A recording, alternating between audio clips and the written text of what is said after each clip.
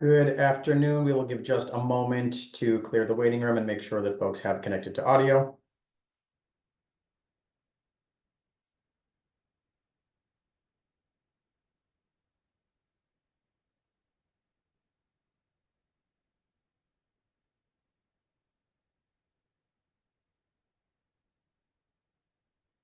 Good afternoon. This is a hearing before the Licensing Board for the City of Boston. Today is Tuesday, October 29th, 2024. Today's hearing is being held pursuant to temporary amendments to the open meeting law. That is what allows us to meet virtually. Today's hearing is being recorded and will be posted to the City of Boston's website. Before I review procedural matters, I will introduce Chairwoman of the Board, Kathleen Joyce. Good afternoon. My name is Kathleen Joyce. I'm Chair of the Boston Licensing Board, also joined today by Commissioner Liam Curran and Commissioner Kiana Saxon. Thank you very much. Please ensure that your audio and visuals are working properly if you are planning on testifying this afternoon. We'll call each item in the order that it appears on this afternoon's agenda.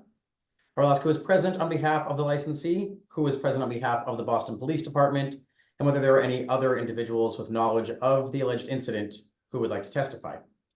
I will then swear in all parties, and the police report will be read into the record. The licensee and the representative will have the opportunity to make a brief statement, followed by questions by the chair and commissioners. All testimony will be limited only to those individuals with personal knowledge of the alleged incident. The items on this afternoon's hearing all concern the same licensee, Massachusetts Sports Service, Inc., doing business as TD Garden, located at 100 Legends Way. Between April 8th and May 17th, 2024, the board received 27 separate incident reports from the Boston Police Department concerning this licensee. The board selected 6 to hear today, and the remainder will be docketed. Immediately following the first 6 items on this afternoon's agenda, there will be an informational hearing regarding the licensee's general operational procedures and alcohol compliance. The date of item number 1 is April 10th, 2024.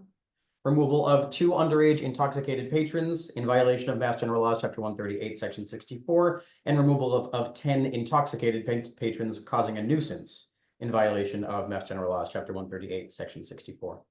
Who's present on behalf of the licensee? Good afternoon, Madam Chair, members of the board, Attorney Green, Kristen Scanlon for the licensee. With us this afternoon are several people from the licensed premises, including John Joins, who's the Senior Director of Security. He's been with TD Garden for 5 years and has been in this line of work for 25 years. Next is Eric Rivers, who is the GM of TD Garden Sports Service for the past 1.5 years. He was the AGM 3 years prior to that and with TD Garden for over 12 years now. Tim Townsell, who is the SVP of Business Operations for the past 3 years. He actually was previously in Eric's role for 5 years, and before that at the Massachusetts Convention Center Authority was the license holder over there for 5 years too. And Shannon Torgerson, who is the VP and head of legal for TD Garden, who's been with them for 2 years now. Thank you very much. And I assume these will be the witnesses / testifiers for all items on today's agenda? Yes. Okay. Thank you for that. And on this item number 1, who is present on behalf of the Boston Police Department? Before we start, a quick question. Who's the manager of record on this license? The manager of record is Peter Zettel. He's Okay. our concessions manager. Typically I would be, but I live in New Hampshire, so it cannot be on the license. Okay, thank you. Great. Thank you. Who is present on behalf of the Boston Police Department on item number 1? You have Captain Sean Martins present, as well as Sergeant Detective Shaughnessy. Great, thank you very much. And if I could just have you, Captain Martin, on camera for just a second so we can swear you in, is that possible? Great, Cool. Perfect. Can you all please raise your right hand? All those who plan on testifying today, please do raise your right hand. Who am I missing? Oh, I'm sorry, my camera is not what's on the fritz for some reason right now. All right, thank you. Can you please affirm to the board that you are raising your right hand? I am raising my right hand. Thank you very much. Do you swear to tell the truth, the whole truth, and nothing but the truth? I do, yes. Thank you all. Who will be reading this police report into the record? I do. I do. Thank you very much. And who will be reading police report for item number 1 into the record? Would that be Captain Martin or Sergeant Shaughnessy? Sergeant Shaughnessy will be reading them into the record. Great, thank you very much. Are you ready, sir? We are ready. On April 10, 2024, Boston police officers were performing a paid detail at the TD Garden, 100 Legends Way, for the Nicki Minaj concert, and they responded to the following incidents. About 10 p.m., officer assisted TD Garden security with the removal of 2 male patrons for underage drinking. About 10:08 p.m., same officer assisted TD Garden security for a female patron who got into an argument with the bartender. The bartender requested the female remove herself from the bar area. About 10:10 p.m., 2 officers assisted TD Garden security for an upset female patron who was not allowed re-entry into the premises and refused to leave until officers intervened and de-escalated the situation. About also around 10:10 p.m., an officer removed a female patron for intoxication from the premises. About 10:30 p.m., several officers had to assist with the removal of patrons from floor seats who did not have tickets to the event. About 10:35 p.m., 2 officers intervened between intoxicated patrons arguing and swearing because they were at the wrong seating section. About 11 p.m., 2 officers assisted removing 2 female patrons that were verbally abusing the TD Garden staff. At 11:45 p.m., 3 officers responded to a female patron that was intoxicated and vomiting in the woman's bathroom, which required EMS to intervene. And lastly, about 11:53 p.m., 4 officers assisted security with the removal of 3 intoxicated female patrons. All the above incidents were documented on body-worn camera, which I reviewed for this report.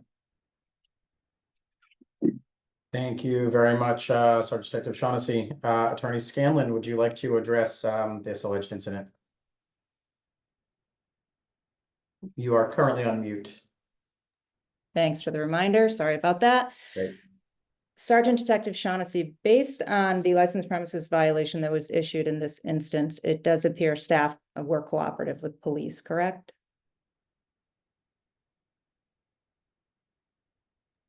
Or if you have personal knowledge to that, were staff Yeah. cooperative? Yes, they were, ma'am. Thank you. The license premises violation ticket indicates removal of 2 underage intoxicated patrons, correct? Yes, And the police report itself indicates removal of 2 male patrons for underage drinking, correct? it's yes. So the report doesn't indicate intoxication or any details regarding observations made regarding intoxication, correct? That they were being removed for intoxication, and then afterwards we found out that they were underage. Okay, neither the license premises violation or the report indicate any detail regarding any possession of alleged alcohol beverage, correct? No, And was there any personal knowledge or eyewitness testimony of service of alcohol by an employee or agent of the licensee in this instance? not that I'm aware of. Any personal knowledge or eyewitness testimony of actual consumption of alcohol in this first instance? Not that I'm aware of. For item numbers 2 and 3, I'll try to group them together. No mention of intoxication with either one of these instances, correct? No, ma'am. And no personal knowledge or eyewitness testimony of service by an employer or agent of the licensee, correct? For number 2, I believe she was trying to be served for this event. But no personal knowledge or eyewitness testimony that she was actually served by an agent or employee of the garden? No, ma'am. Okay. For number 4, any personal knowledge or eyewitness testimony, again, same question, of an employee of the garden serving this individual?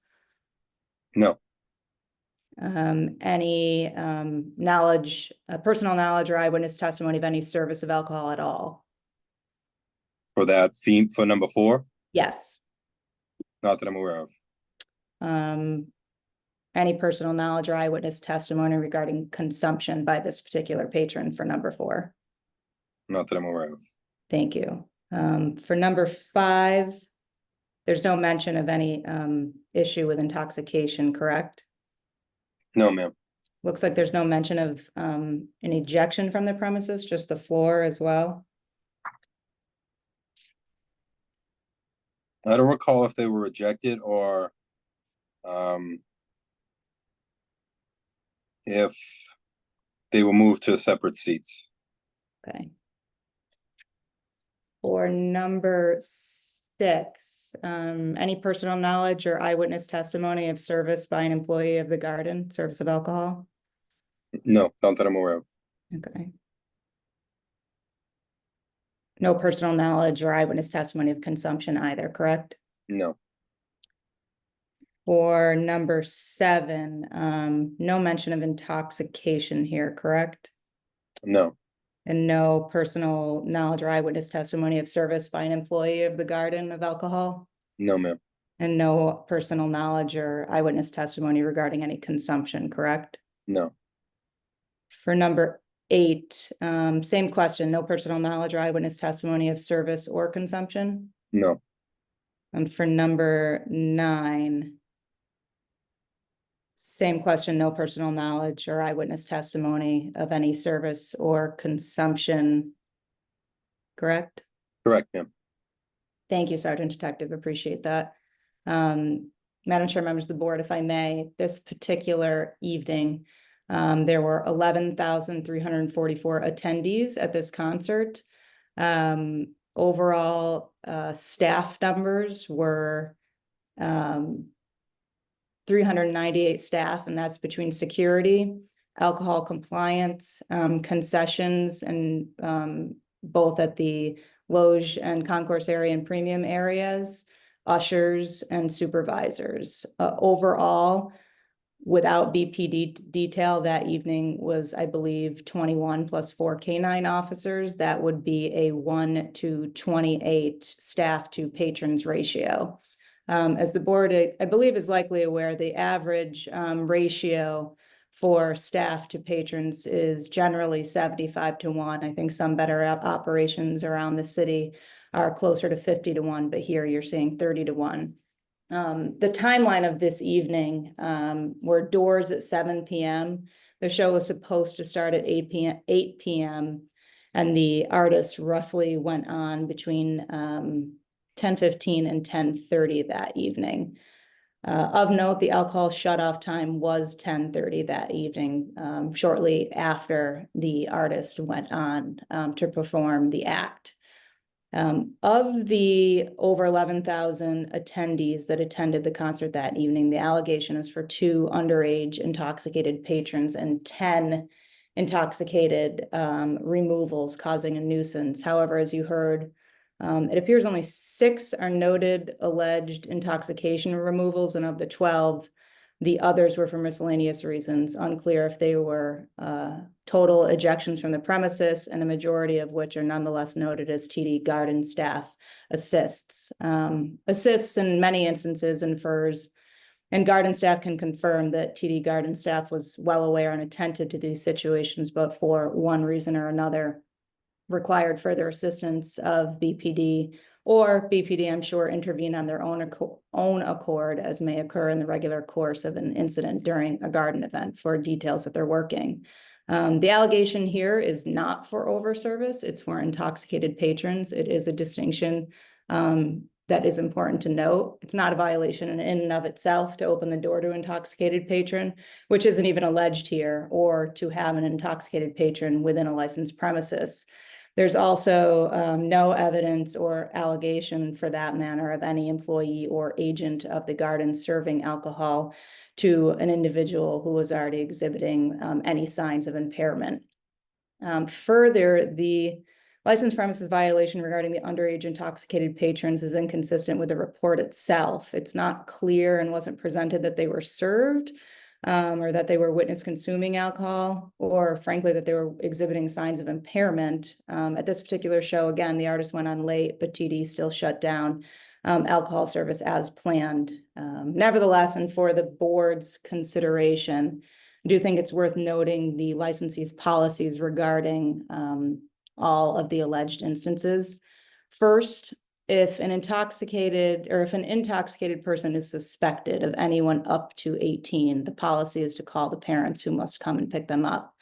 If they're under 21 or anyone at all requires EMTs, policy is to call for someone to come get them so they aren't alone for obvious safety reasons.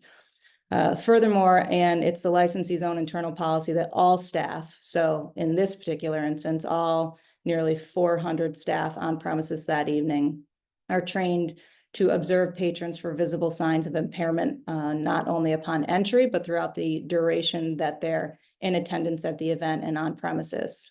Patrons go through many layers of staff who are constantly observing behaviors to ensure compliance with all rules and regulations.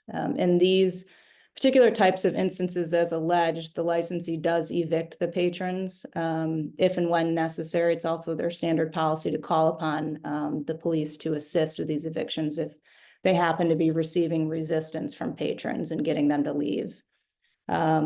I know John Joynes can speak to that further if the board has any questions regarding that policy itself.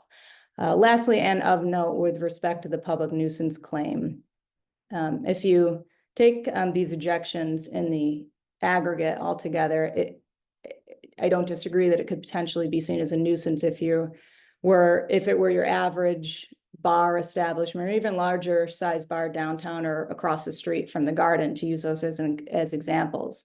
Those would be different stories. However, with Bruins capacities at 17,000 plus, Celtics at 19,000 plus, and concerts on average between 10 and 13,000, this is far less than 0.1% of the total patrons in attendance requiring staff and or BPD attention.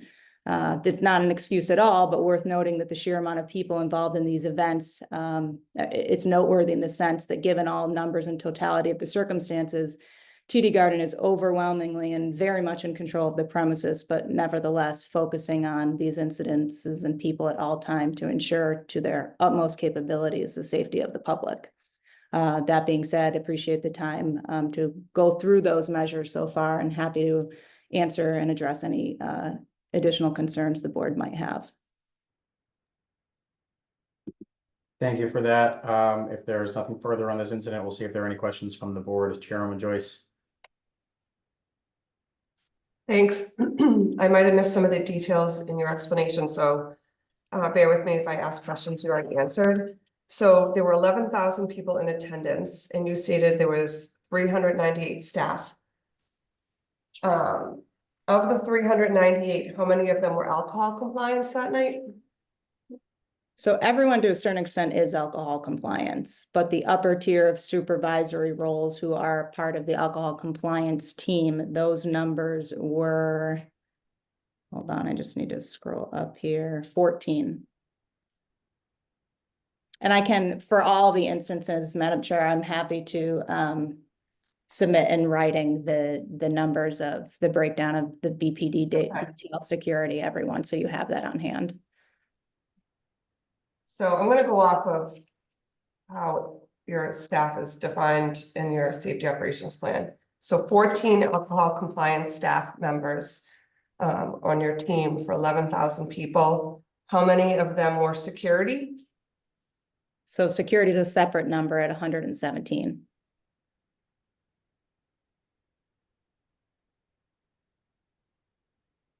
And then what's the breakdown of the rest? I know some of them are concession people. So concessions supervisors were 26 that evening. Managers were also 26 and alcohol servers were 113. So concession managers, concession supervisors, concession managers are 26 and 26. Yes. Okay. And then alcohol servers themselves for concessions were 113. Okay, so when, all right, thank you. And you're calling the alcohol compliance people management level, Yes, and they roam, yes, they check IDs, yes, and they look for signs of intoxication. yes. they are the only ones of the 398 staff members that have scanners to check IDs? At this time, but there's more being implemented. On the state, on the Nicki Minaj concert? Yes. Yes. Okay, so. The doors opened at 7. The artist didn't come on until 10 or 10:30. We have in front of us 12 people removed. Would you say this is typical for a concert? John and Eric, one of you are better to answer that question as far as average. Yes, Okay, for various reasons. okay. So, and I'll ask the Boston Police that are with us here today afterwards, because they reviewed the video, and what their impression was of how the night was run. But if everyone's being screened at the door for signs of intoxication, they go by security, how do they get intoxicated inside? To the point they have to be removed? In your opinion? Well, I think there's several factors at play there. I mean, depending on the time of entry, the time of ticket scan, where the people were ahead of time, whether or not there was any other consumption of alcohol or something else that could lead to signs of impairment. Nobody's suggesting that drinks are not sold at TD Garden.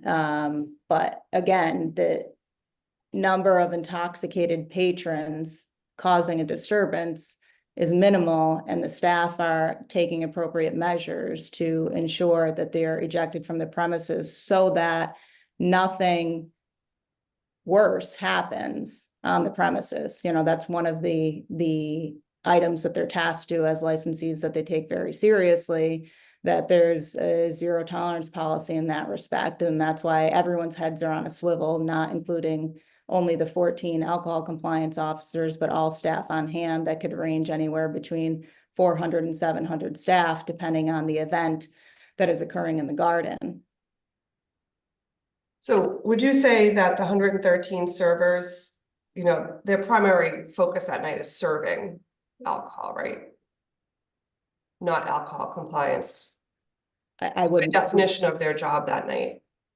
would not agree with that, because part and parcel of their job is alcohol compliance to ensure public safety, and that people who are either exhibiting visual signs of impairment and or, for instance, underage folks are not provided alcohol.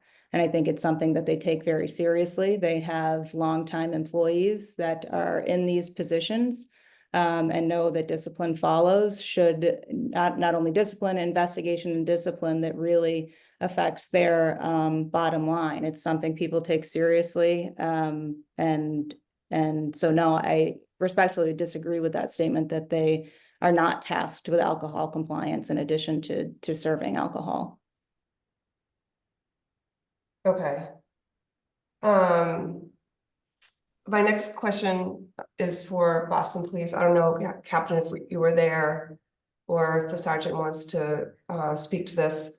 I think the testimony was that the body worn cameras were reviewed before this report was written. Yes, ma'am, that's correct. Officers, we had a specific number that was assigned to the concert for this evening, and anytime that an officer was involved with either removal of some patrons or dealing with some intoxicated patrons or any type of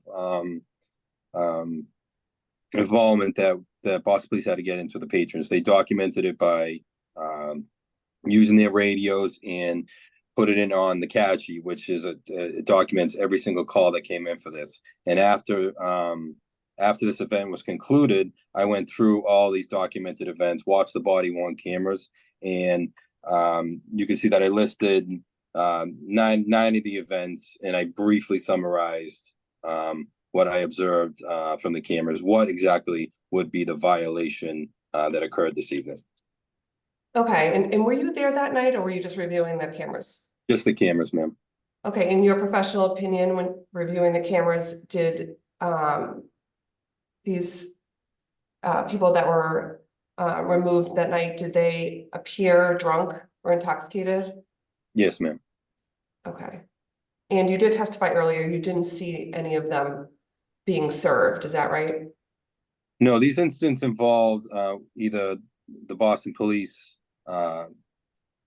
getting involved themselves or assisting with other security there. So we're not at each bar watching these people consume alcohol or following them around. Our job was to assist with the security with or anything that we see ourselves that we deem either a nuisance or something that we need to get involved with to make this a more safer event for everyone out the garden. So getting involved is, you know, I would use an example like the underage patrons, like TD Garden security were already involved with these individuals. Boston Police came involved and started speaking to them with the security. So we were not following them around, watching them consume alcohol. We're dealing with this after the fact, after these people are inside the premises, that they are intoxicated inside the premises, and we have to intervene to assist security for a safer environment. Okay, and did this seem like a typical concert event at TD Garden? Did it seem like other concerts? I have worked TD Garden concerts in the past, and this was we were involved more in this concert than we were than other concerts that I've worked in the past. It may be because it was specific to this artist, Nicki Minaj, that there were so many intoxicated people. But I've worked concerts in the past where I wouldn't be involved with the removal of any individuals. And for this to document, I think, you know, removal of 12 people, and also with the arguments that were going on with either the bartenders or the staff or with seats, this was, I would say this was, we were typically more involved with this evening than we are in other concerts or concerts in the past. Okay, thank you. Attorney Scanlon or someone from TD Garden. So the doors opened at 7. The show was supposed to start at 8. The artist didn't come on until 10 or 10:30. Can you remind me what time alcohol sales ended? 10:30. And was that an internal decision by TD Garden? Or did Boston Police tell you to stop? That was internal as far as I'm aware, but John and or Eric, can you confirm? Yes, that's correct. And is that normal? The artist comes on at 10 and alcohol sales stop at the same time? No, that's not particularly normal. Alcohol sales generally stop 1 hour prior to end of show. Okay, Had she gone on time, her end of show would have been 11 to 11:30. and so her end of show should have been 11 or 11:30, so alcohol sales should have stopped between 10 and 10:30 anyways. Correct. Okay. In your professional opinion, do you think the delay in the start of the show was indicative to some of these reasons why some of these people were ejected? No, Okay, what do you think led to, in the professional opinion of Boston Police, why they were ejected on this night more than a typical night? Sergeant Detective Shaughnessy just stated this was unusual. it could be a number of factors. It could be the demographic of the show, where people went before the show. There's a number of different factors that could play into that on a case-by-case basis. Okay, in as management at TD Garden, this would be something you would prep your staff about, you would talk about it on a management level, the demographic that's expected this night, you know, when the artist normally gets on and starts and all that stuff. Yes, and that information is also advanced with other similar properties that have also hosted the same artist. So what happened this night? Were you not prepared? No, I wouldn't say that. Okay, so what happened? Did you know that she was gonna come on at 10 o'clock, 10:30? No, we have no way of knowing for sure if she would go on that late. It varied from different market to market, just that she went on late. We weren't sure of how late. Okay. Okay, I might have other questions. I'm gonna see if Commissioner Saxon or Commissioner Curran have any questions at this time. I guess maybe just to continue what the chair was saying. It seems to me that if you have an artist going on late versus an artist going out on time, that if they're going out late and the people that are there to see them have nothing else to do, that they have more opportunity to go get a drink. Versus if they're on time, they're on the floor watching the artists perform. Is that sound logic here in this context? For anyone from TD Garden?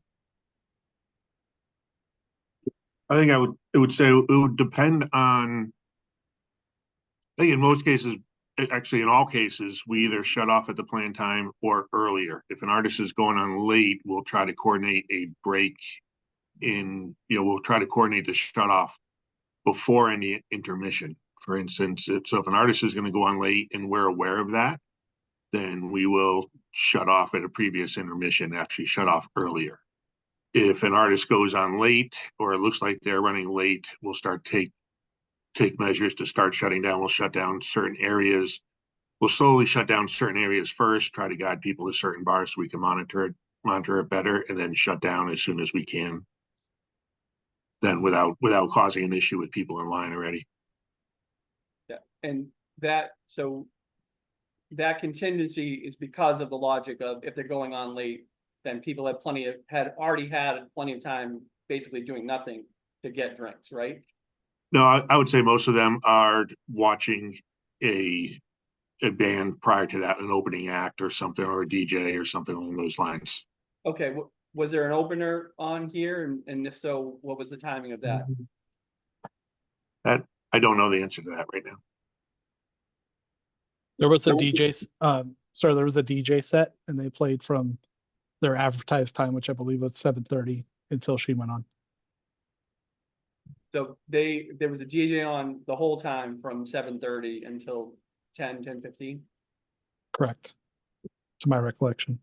Okay, but in the same, by the same logic, the DJ really doesn't keep the patrons, the crowd, the people that are there for Nicki Minaj glued to their seat the same way Nicki Minaj does, right?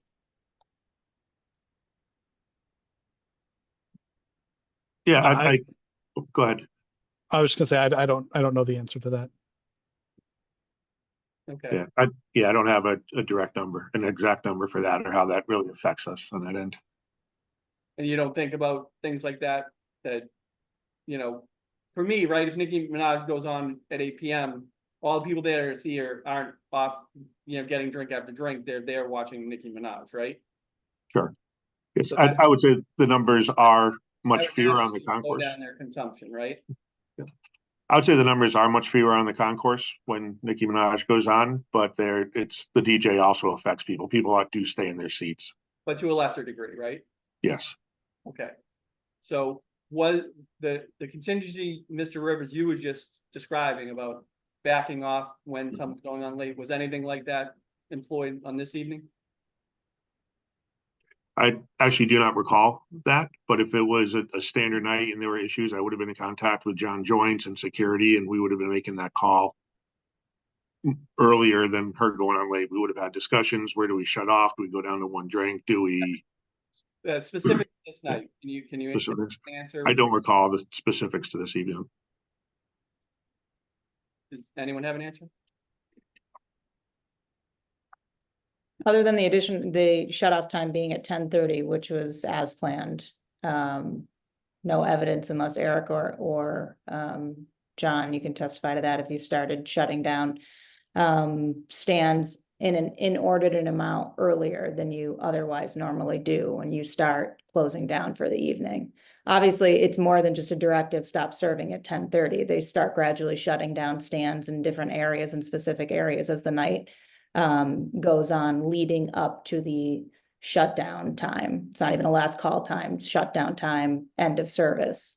But as far as I know, no, and John, Eric, correct me if I'm wrong, no additional measures were taken out of the norm to effectuate the early shutdown time regardless. Yeah, not that I'm aware of. I should add that, I would say that our sales that evening were far less than planned on that, and that can be affected by obviously a number of things, certainly the number of drinks, the time people actually arrived. As you noted, people aren't necessarily there to see the opening act, so oftentimes they do show up much later. But our sales that evening were lighter than anticipated. Okay, Actually, sorry to interrupt you, Commissioner Curran. Actually, that was gonna be my follow-up question, Mr. Rivers. Could you submit to the board what the alcohol sales were for this event?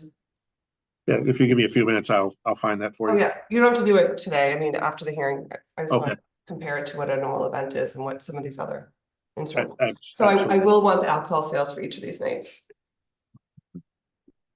Thank you.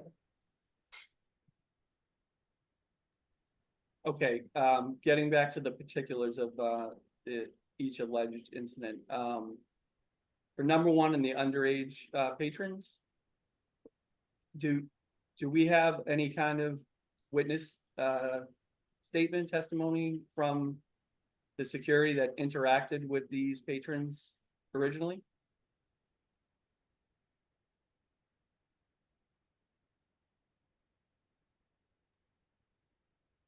Yeah, we have their incident report, which would contain their statement. Okay, can you describe what they saw or what they told you they saw? I assume they're not here, right? Correct. Okay, so I'll some description of what drew their attention to these patrons, or where it happened, how long it was between they interacted with them when the police got involved? Anything? I don't have that in front of me right now. I can track it down.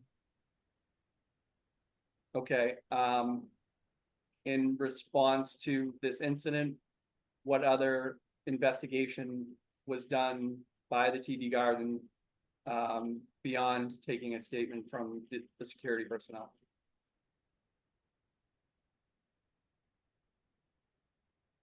Anytime there is an allegation of service, and John or Eric, you can chime in on this, the particular details of this, but anytime there is an allegation of service to a minor, over service to a patron, or whatever the allegation is that would require an investigation by TD management to look at the server to the extent that it's available. They see if they can pinpoint what stand it came from, obviously what server it was, any video, any details regarding the ID used, any other eyewitness testimony regarding visible signs of impairment.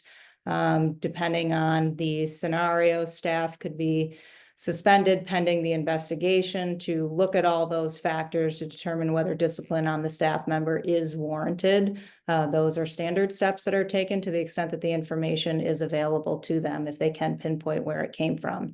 In this particular instance, at this time, I'm not aware that they're able to pinpoint any point of service regarding this one, other than the fact that 2 underage patrons, it's unclear if it was just for intoxication or for actual consumption based on the report and the license premises violation itself.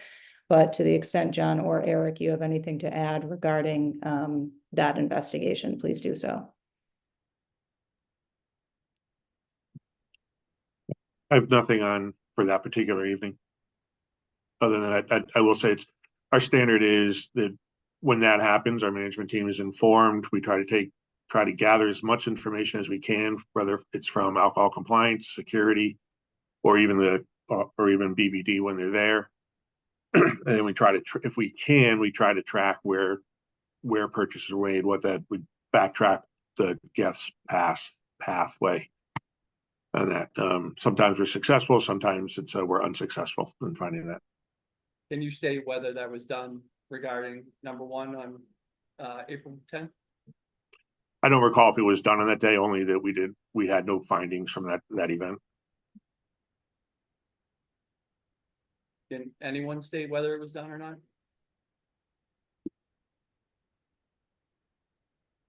No. No. No. Okay. Can anyone state whether a similar, backtracking was done on any of these incidents? For this particular event? Yep, any one of them. Did anyone review video, backtrack, any of these patrons' movements, activities prior to the point where they came into contact with the Boston Police? I can't recall specifically if that happened. I can only say that if we did go back and look at, we did not find anything for any of the instances.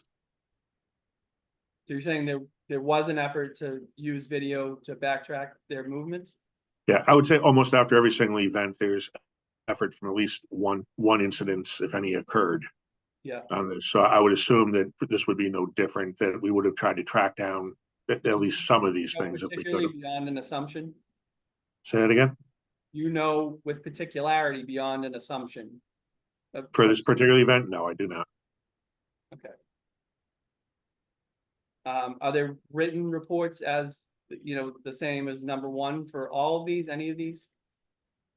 I mean, Madam Chair, members of the board, if I may, relative to this line of questioning, many of these, as indicated, are simple removals for visible signs of intoxication or alleged for that. Many of them aren't. Many of them deal with just removing them from people that are in the wrong seats and getting them in the right seats and for other reasons. So if it's an instance where it's a sign of intoxication, it's not necessarily prima facie evidence that they were intoxicated at the premises. As Mr. Rivers previously stated, with the knowledge by patrons that the act was going on late, several, people coming in at later times could maybe not be showing signs of intoxication upon entry, and then thereafter it's settling in as they're waiting for the show to start. So if there's no other incidents surrounding the patron, the staff or the police noticing that someone's intoxicated, but they're not otherwise causing an issue,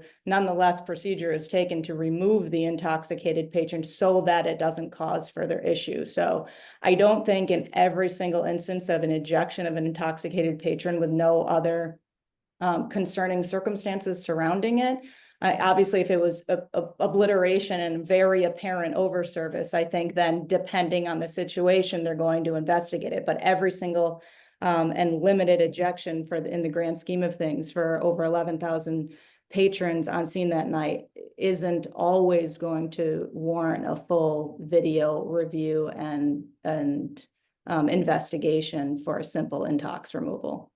Right, Attorney Scanlon, I don't disagree with the general nature of your argument, but what I do feel like is, worth inquiry is what happened particularly on these nights. And if someone can speak to it, say it wasn't serious enough, we didn't do that on number 4, for example, because, the level of intoxication wasn't that great, You're talking in a lot of generalities, and I'm asking for specifics of this night.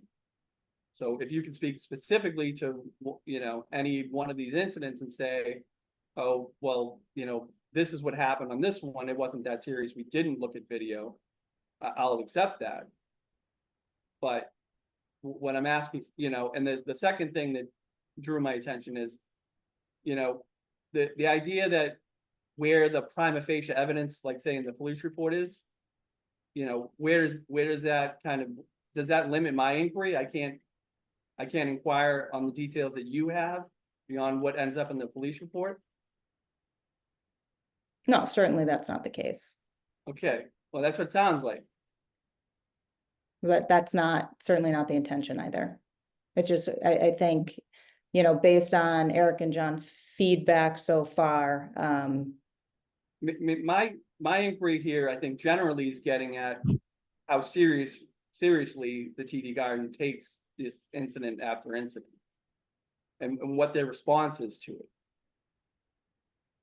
well, that's what we're explaining to you in the initial, Yeah, but you can't speak to any of these things particularly, what happened here, because with a lot of these incidents, right, as you know, the inquiry is going to be foreseeability, right? And the inquiry of foreseeability is what was going on with these patrons before anyone even really interacted with them. Were they going on and on, visibly intoxicated for a long period of time and no one, intervened? Or was your staff properly intervening on them as soon as, very soonly after they became visibly intoxicated? So that's what I would want to know in allegations such as this. Mr. Curran, if I might be able to add one thing for background and might be helpful. Is as a matter of course, John's team, there's an incident report. We do hire or employ 2 individuals whose job is to review video for these kinds and sorts of investigations. If those investigations yield results, if we spot something in video that's relevant, that gets attached to John's incident report. I think what we're seeing here is that there was no findings. There is no attached to the video report or video attached to the report. And I would only add that, with the number of events, it's difficult for this group to remember specific, video investigations and what the outcome was. And I think that's part of what we're up against here is there weren't findings through video investigation but difficult to remember sitting down and looking for that particular one. If that makes any sense, if that's helpful. Wouldn't the written report indicate, so-and-so, upon these allegations being brought, I made an attempt to review the video. I could find the patrons. I couldn't find the patrons. I did find the patrons, but I lost them after a 3-minute rollback of their movements. I lost them when the lights went down. Anything like that? I can speak to that. Traditionally, no, we wouldn't. We see these as standard evictions that we would do on a normal basis. The behavior is observed as soon as we see it, and the person's removed immediately. There is no kind of waiting to see and following them around to see their level of intoxication. As soon as it's brought to our attention or it's observed, it's dealt with immediately. Yeah. So, oh yeah, I think you're missing my point here. For my purposes, and I think maybe for my coach, commissioners, you might spot someone at a moment in time. What we really want to know is, were they doing laps around the whole place without anyone intervening on them? You tell us you've intervened as soon as you can. The question is, did you really intervene timing? So that's what we want to know. So that's why we would want to know what their demeanor, movements were prior to your intervention.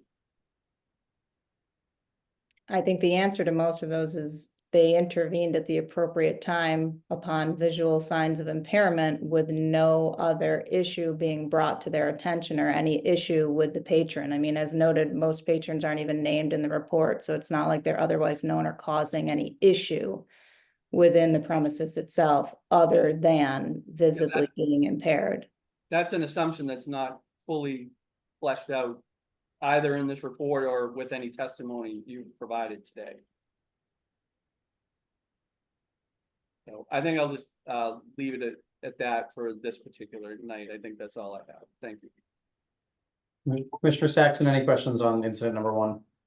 Yeah, just generally speaking, what is your policy, procedure, process for screening the patrons as they're coming in? If you said it, just say it again. Like what are you looking for? What is your process? And how often are your door people trained in this regard? I can speak to that.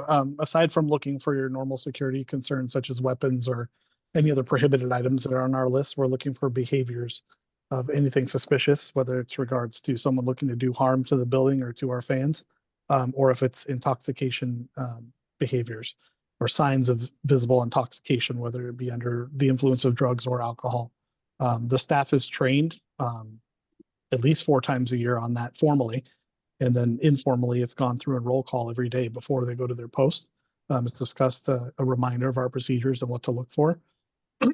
And that's what's being observed, along with looking at our systems and our technology for those concealed weapons and prohibited items and things like that. Anything further from the commissioners on item number 1? I just have one question. It's not specific to this one. It probably covers all of them in general. Do you have stats on how many bartenders have been suspended for serving to underage people in the last 2 years? For the last 2 years, I do not. I can pull that if you would like. For the last year? I'm curious because it sounds like you take your testimony today, you take it very seriously, but I'm curious if you actually retrace and review video to see if this is happening at a particular, service station or by a particular bartender. I would say we do Now, monitor. but We do monitor areas if we feel that there is a higher volume of issues with alcohol compliance in a certain area. We do focus on that area with additional training. We may put additional managers in that area. And we certainly address the staff on an event by event basis in the specific area. or for over service, you're not just underage. If these people that are Yeah, just the police report seem like they were overserved somewhere.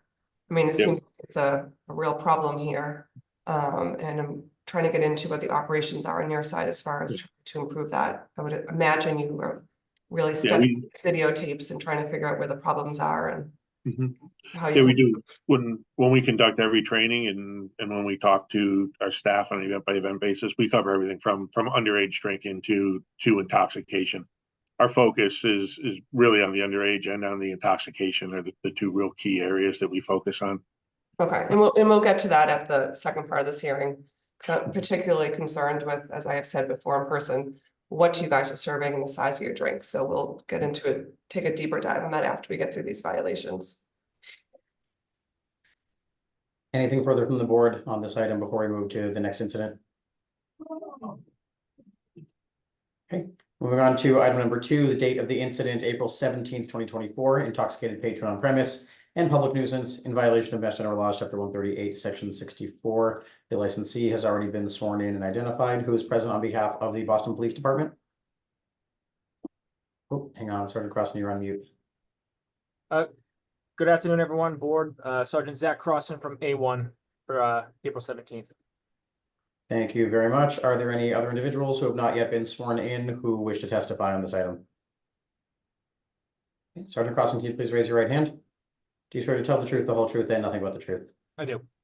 Thank you very much. If you could please read this report into the record for the board. Certainly. On Wednesday, April 17th, 2024, during the first half tour of duty, officers assigned to the TD Garden under the command of Captain Martin for the Bad Bunny concert took the following actions throughout the concert. These actions are in addition to the reports written for multiple arrests and multiple intoxicated persons who were transported to the hospital for evaluation. And then we list 5 other incident numbers. These incident removals and arrest videos were captured on body-worn camera using their individual incident numbers or the P number for the event, P240189176. Then I list a series of events. 7:26 p.m. intoxicated female removal from the floor in front of stage. 8:05 p.m. intoxicated male and female removed from lower level. 8:15 p.m. intoxicated female removal, same as female from 7:26 after re-entry, resulting in her arrest. 8:26 p.m. customer purchased fake tickets. 8:56 p.m. intoxicated female removal from stadium. 9:03 p.m. intoxicated male and female removal from stadium. 9:07 p.m. fake ticket suspect arrested in foyer of TD Garden. 9:20 p.m. underage intoxicated male removal, parents to pick up minor. 9:45 p.m. intoxicated male and female removal from stadium. 10:01 p.m. 2 intoxicated females removed from stadium. 10:04 p.m. intoxicated female transport to hospital. 10:08 p.m. Arrest for assaulting TD Garden security. 10:30 p.m. intoxicated female removal by EMS. 11:19 p.m. intoxicated male removal from stadium. 11:34 p.m. intoxicated male and female removal from stadium. Male transported to hospital. Due to the number of ejections for intoxicated persons, EMS transports for intoxicated persons, including underage people, and multiple arrests at the concert, Captain Martin made the decision to discontinue the sale of alcohol at 10:15 p.m. In total, there were over a dozen ejections for intoxicated persons, Code 35 violation for intoxicated person on premise, and public nuisance issued at the TD Garden. License inspection notice 017701 to be issued.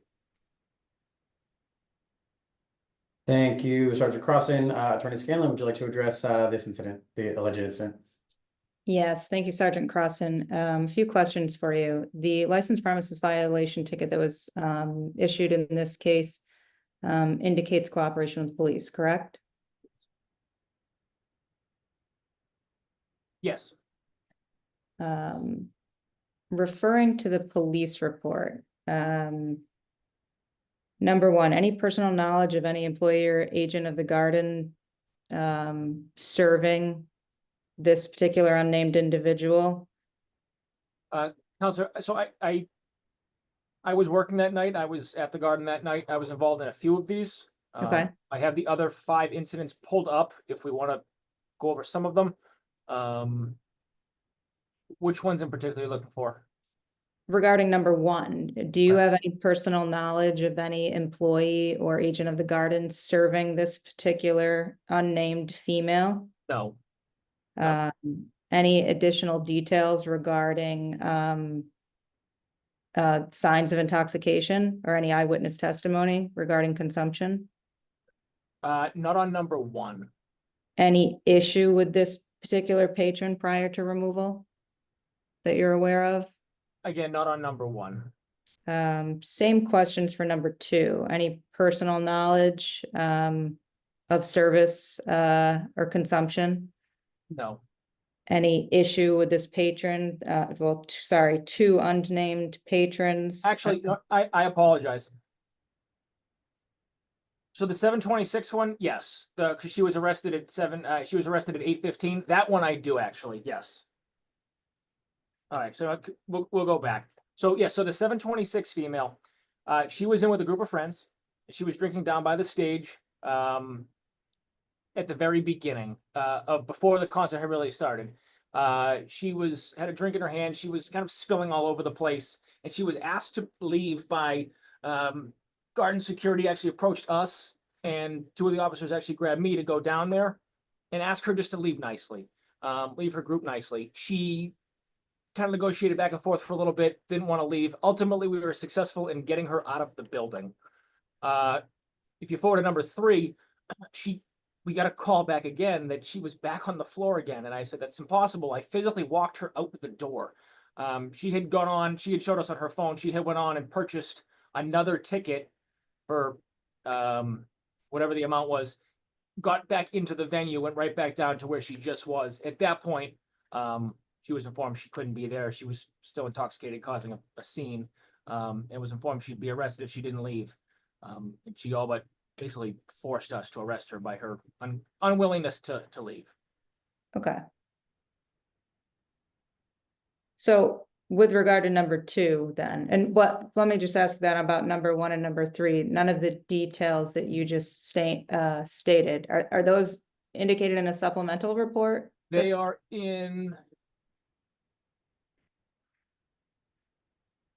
I'm looking for the report number here. It's like 5 or 6 of them up on my desk right now.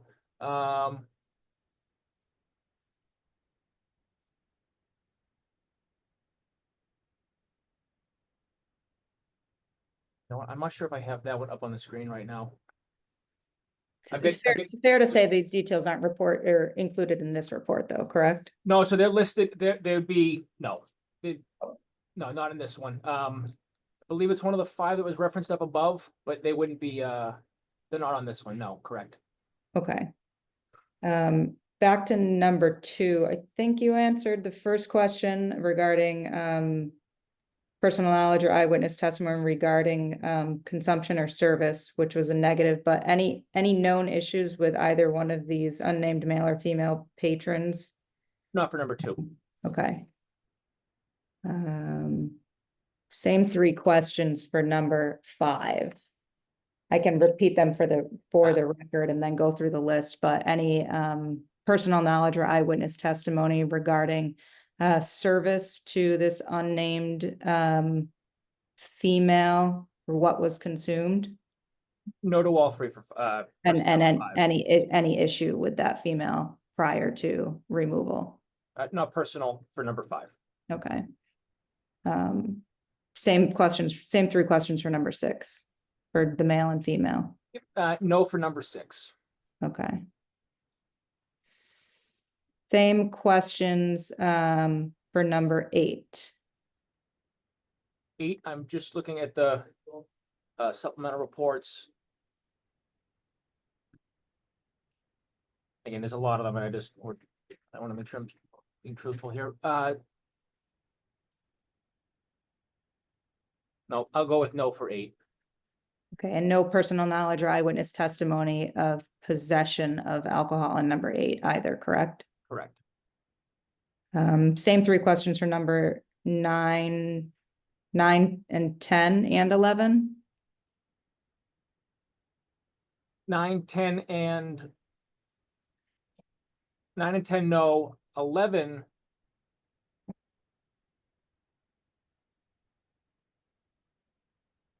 No, we'll go with no, because the supplemental report I have doesn't specify the name, so we'll go with no for 11. Okay, and for the record, none of the supplemental reports you're referencing are included in or attached to this report, correct? No. Okay. Let me see, bear with me. Same 3 questions for number 13, 14, and 15. Personally, no. I was at the ambulance bay for a few of them when they were leaving, but I'll go with no. I don't have any knowledge other than several people went, and I can't specify which one of them was, so we'll go with no. Okay, and no known issues with any of these patrons prior to just a removal for alleged intoxication, correct? Correct. There was one, actually 9:22 p.m. Which number was that? 9:20. That's number 8. Okay, there was a woman who was throwing up in the woman's bathroom who we didn't go in, obviously. I let our female officers go in. I have that as a supplemental report. If the board wants me to get that to them for redistribution, I can. Commissioner Green, how do you want us to handle that for some of these supplementals to get them to council? Thank you. If you would like that to be shared with the board, you can send it to licensingboard@boston.gov. I'll make sure that it is shared with the licensee as well as soon as we receive it. And to that extent, I'll go with no for 12, 13, 14, 15. Sorry, 13, 14, 15 for that reason for now. okay, thank you, Sergeant Crossman, appreciate it, and bearing with me, trying to abbreviate the line of questioning to not belabor the point, but obviously get it on the record too, and just for record's sake as well regarding any additional supplemental reports, if the the violation remains open until such time, we would be able to review and address any additional points made in that regarding the allegation made here for allowing intoxicated singular patron on the premises. Sergeant Cross, and I appreciate your time. I don't think I have any further questions for you at the moment, but Madam Chair, members of the board, if I may here, again, as I just stated, the licensed premises charges for a singular intoxicated patron. Again, it's not a violation in and of itself to open the door to an intoxicated patron, which isn't alleged here, and which we make every effort to not allow upon entry based on the training that's already been discussed, that's in place for all staff that are working events at the garden. Similarly, it's not a violation in and of itself to have an intoxicated patron within a licensed premises. There is no evidence presented of any employee or agent of the garden serving alcohol to an intoxicated patron or actually serving alcohol at all. I know some inferences may or may not being drawn regarding that case, but also there's no evidence presented regarding what was consumed when or where. In these particular instances, and John and Eric can testify further regarding these to the best of our knowledge at this moment. Again, similar circumstances, there were no, at least with the some of the alleged intoxicated ejections from the garden that are noted in Sergeant Crossan's report, they're unknown patrons not previously known to the garden or its staff, and not causing any issues prior to time of removal, and that's also not what's been alleged or testified to here in the report as well. As far as the details of that evening is concerned, there were 15,801 attendees at this particular concert. Again, these are numbers I can submit to the board to save you from writing it all down, but not counting BPD detail that was on that evening, it was roughly a 30-to-1 patron to staff ratio. There's 513 total staff on that evening across all levels, including security, concession supervisors, managers, alcohol compliance teams, servers, ushers, and the like. The timeline that evening, general admission floor doors were at 6:30 p.m. The general doors were at 7 p.m. The show started at 8 p.m. and the show ended at 11:21 p.m. with alcohol shut off at 10:15 that evening. As a Can you preliminary, repeat the time again? I'm just taking notes. Doors uh, at what time? general admission floor doors were at 6:30. Okay. The general doors were at 7. The show went from 8 to 11:21 and alcohol shut off was at 10:15. Headliner at 8 o'clock, sorry? John, Eric, The headliner was Bad Bunny. Headliner was on at 9. sorry, I was thinking opener. Headliner, At 9. pardon? I just make sure I hear 9 o'clock. The show, he started at 8. He started at 8. Thank you. Yes. Bad Bunny started at 8. No, there was an opener. Bad Bunny went on between 9 and 9:15. Sorry. Okay. So as a preliminary matter, Madam Chair, members of the board, I'm comparing numbers with the previous show. TD Garden does increase staff according to anticipated ticket sales and turnout, rendering virtually the same patron to staff ratio, not counting BPD. I don't know if I mentioned BPD detail, but there were, I believe, 20 on that evening, plus 4 K9 officers. Prior to an artist visiting the venue, and we talked about this briefly in the first instance, but to elaborate on it a bit further, TD staff does undertake its own research and due diligence, gathering intel from similar sized venues around the country, many of which they have an ongoing and familiar relationship with to share this information, including major cities and venues in New York City, in Detroit, and Orlando, to name a few. The intel that they focus on gathering, this is an exhaustive list. Obviously, the conversation changes from time to time, but it regularly includes details regarding on how particular incidents are trending at these particular artist shows, alcohol shut-off times at their venues, crowd and artist behaviors, number of ejections, which most of these venues aren't as aggressive as TD Garden is regarding ejections. But using this intel, and as previously mentioned, they do adjust their staff and their response accordingly. This particular evening, and due to the amount of calls they were getting, security and concession teams and managers, John and Eric themselves, were already openly communicating and in the process of shutting down alcohol service, which normally for this show would have been around 10:30 when the call came from Captain Martin to shut down alcohol service at approximately 10:15, as the report indicates.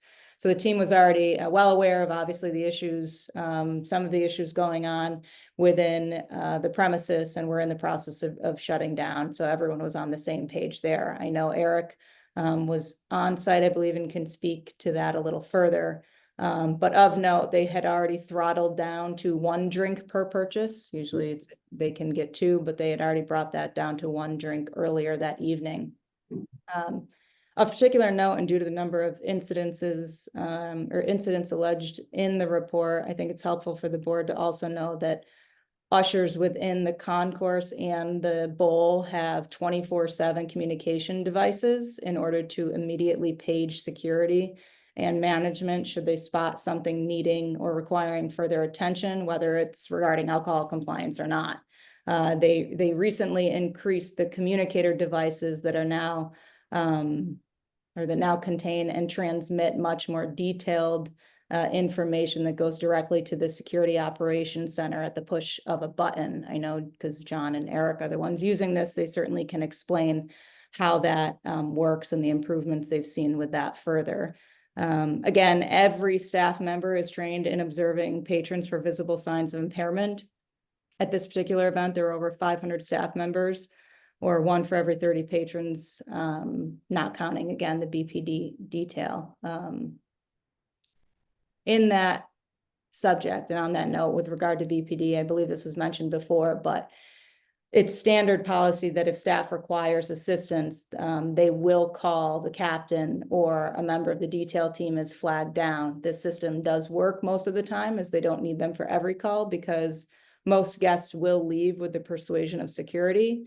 Nevertheless, and since around this time in April, we have further communication and dialogue. I know, John, with Captain Martin, especially as it relates to events surrounding concerts, and they have increased the amount of planning involved with BPD ahead of time regarding allocation of resources based on anticipated event and crowds. We hope the captain and anyone else I know that John has spoken to with BPD would agree that these communications have vastly improved since this time frame that was noted at the beginning of the hearing, and has effectuated overall a change for the better, with reduction of incidences occurring at events.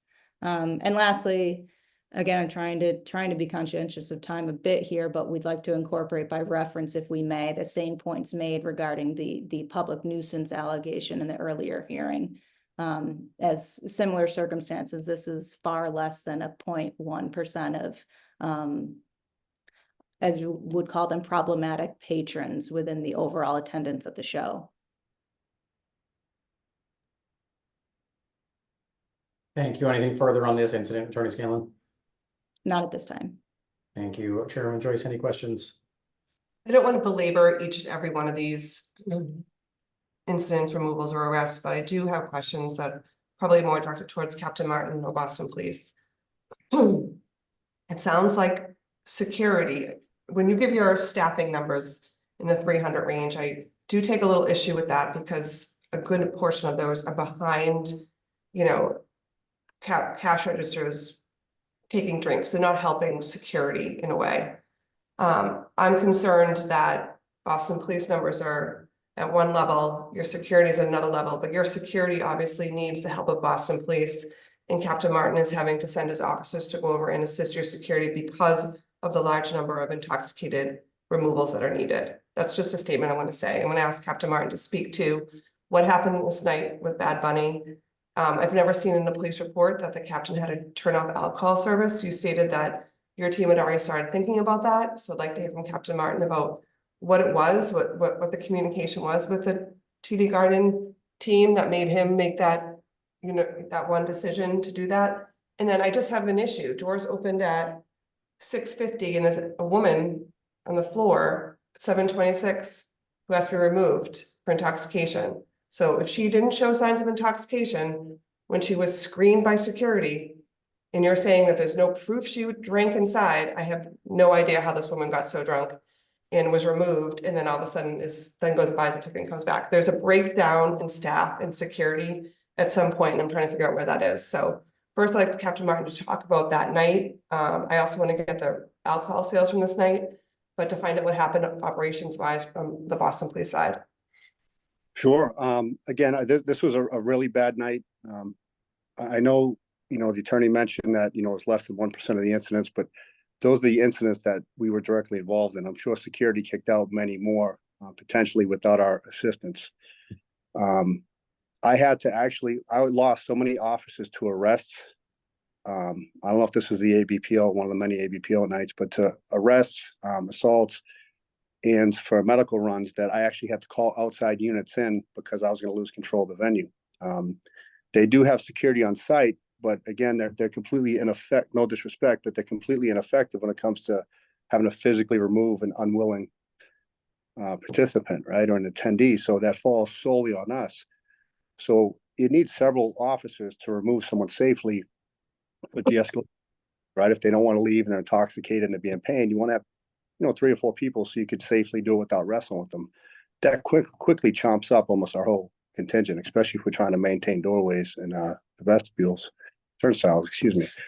So in this night, they would not have shut down the alcohol if I didn't shut it down. I was in the office with Dione and the McCorkle brothers. I told them I'm about to call emergency deployment teams. Like, if this goes south, I have nobody left. This is terrible. You need to just shut it down.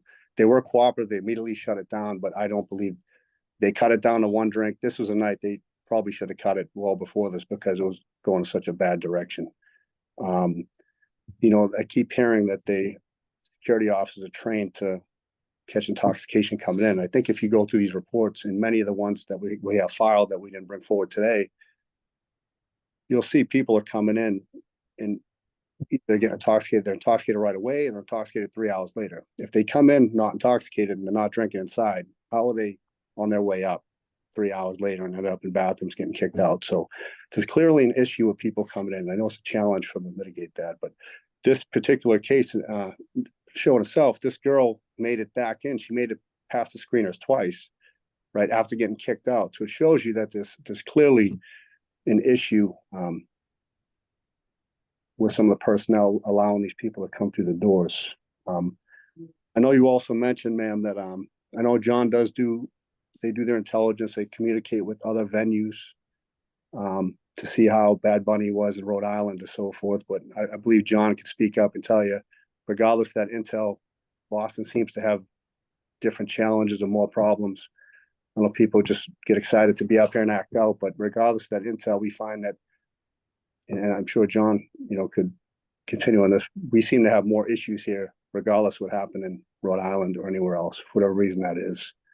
So they are, it does check some boxes. Some of these people are trained, and whatever they're trained in, a couple hours of alcohol observation training, and they do some intel, but clearly it's an issue.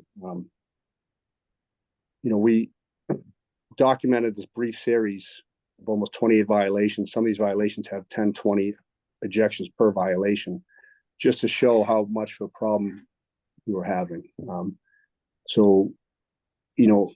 know you continually ask as well, ma'am, did you see them, observe them drinking, or have any knowledge where it came from? No, but because of the issues, the garden should be going back on these and finding out where they're coming from. They keep saying, they assume it happened or it may happen, but it'll be on them to go back and look and say, yeah, they were intoxicated because it was this bartender, and actually take action. But I haven't heard that once. I know I keep hearing about there's a policy in place and the penalties.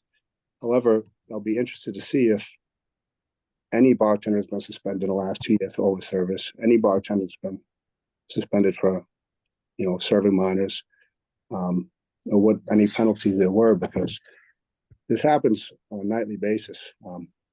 And to hit the last part of what you said, ma'am, and the communication with John and the team has improved since this time period. We are going in a better direction. We're working collaboratively, to make it safer. But again, many of these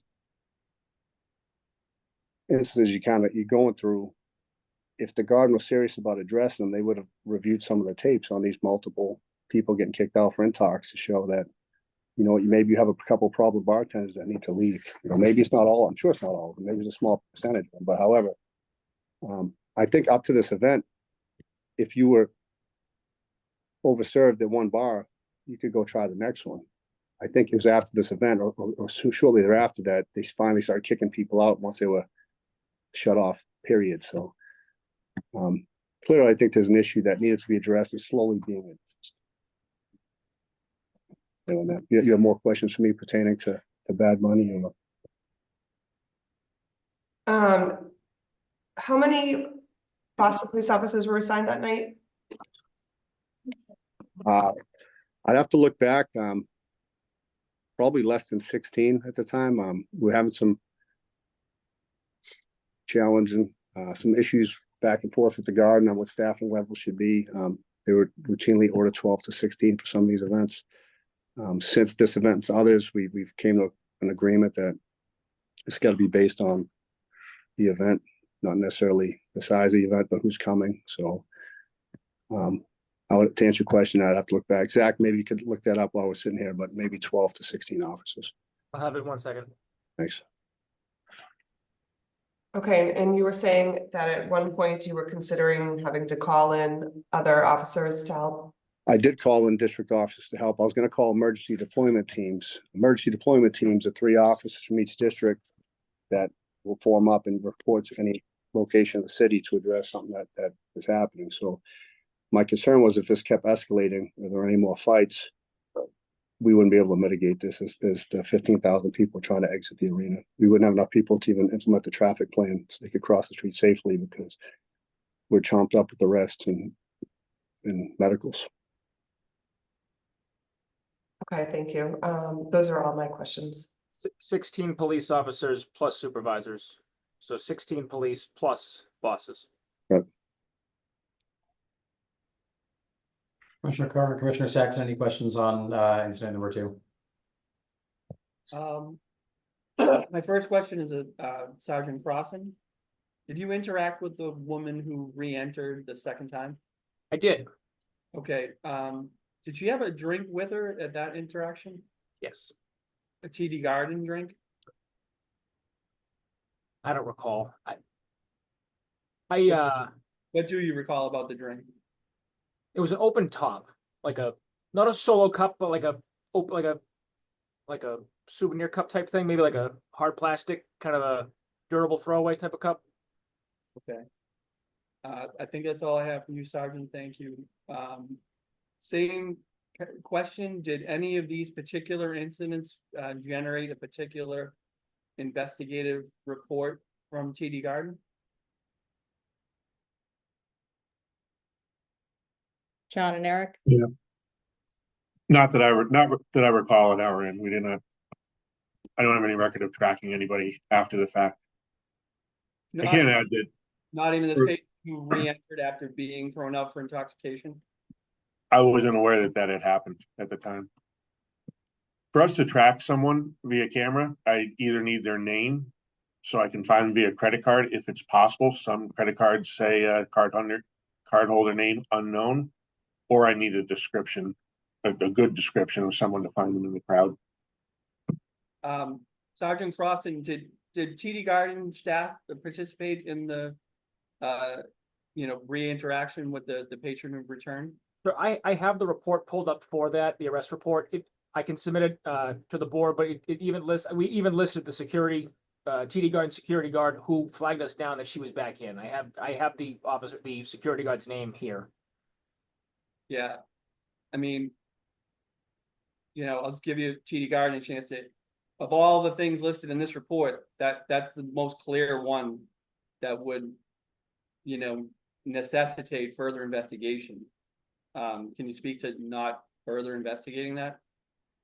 I mean, I don't think the answer is necessarily that they didn't further investigate it, but with over 150 events a year, I know these are highlighted here, but we can certainly confirm through any incident reports that are on file with this particular date, whether they sound like or do affirmatively match the incidences that are alleged in the police report, and can follow up with the board and submit those if that's the case. I'd appreciate that. Sure. Beyond that, I don't think I have anything else. Thank you. Nothing to add at this time. Thank you. Anything further from the board on this item? Attorney Scanlon, anything you'd like to respond to from this item as well? I think just briefly, Captain Martin, I appreciate your testimony here today, and just wanted to confirm with you as well that you are of the impression, and based on shall I say mitigation since this time, that communication with BPD and overall control of the premises has improved at the garden? Yes, ma'am. Thank you very much. And John, if we can just highlight, I believe Captain Martin kind of did this for us, but policy also has since changed regarding when someone is shut down for service based on confirmation that there are visible signs of impairment. I think it used to be that they were simply shut down, but perhaps could allow or be allowed to return to their seats.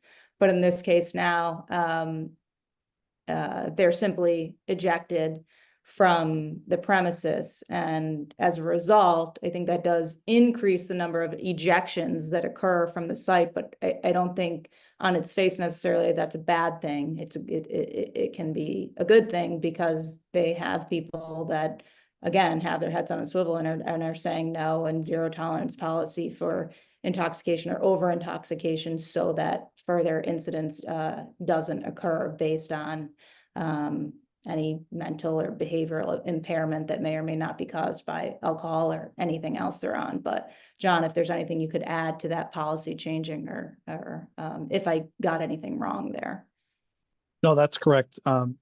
Prior to, we've always taken a serious approach to how we deal with shutting people off. But in talking with Sergeant Gallagher and Hernandez on multiple occasions, and kind of comparing our venue to some of the others out there that serve alcohol, we realized that we could step that policy up quite a bit by removing people immediately once they're shut off. So once that information is either gathered by security or observed, that person's immediately removed versus just being cut off and allowing to return to their seat or potentially go to another concession stand. So as soon as that is observed or brought to our attention, they're removed, regardless of their perceived level of intoxication or anything like that. If a server decides to cut them off or alcohol compliance sees that they appear to be intoxicated, they're removed immediately. I'd also like for Madam Chair, just to officially on the record, we opened doors at 6:30 on this event only for the GA floor. That's a City of Boston rule for the license that we hold, that anyone on a GA floor that does not have a seat has to be let in early so they don't get trampled and things like that. The majority of the crowd was let in shortly after 7 p.m. Just wanted to clarify that. Thank you. Anything further from the board on this item? Attorney Scanlon, I just wanted to state, I agree with you that many ejections could be a good sign.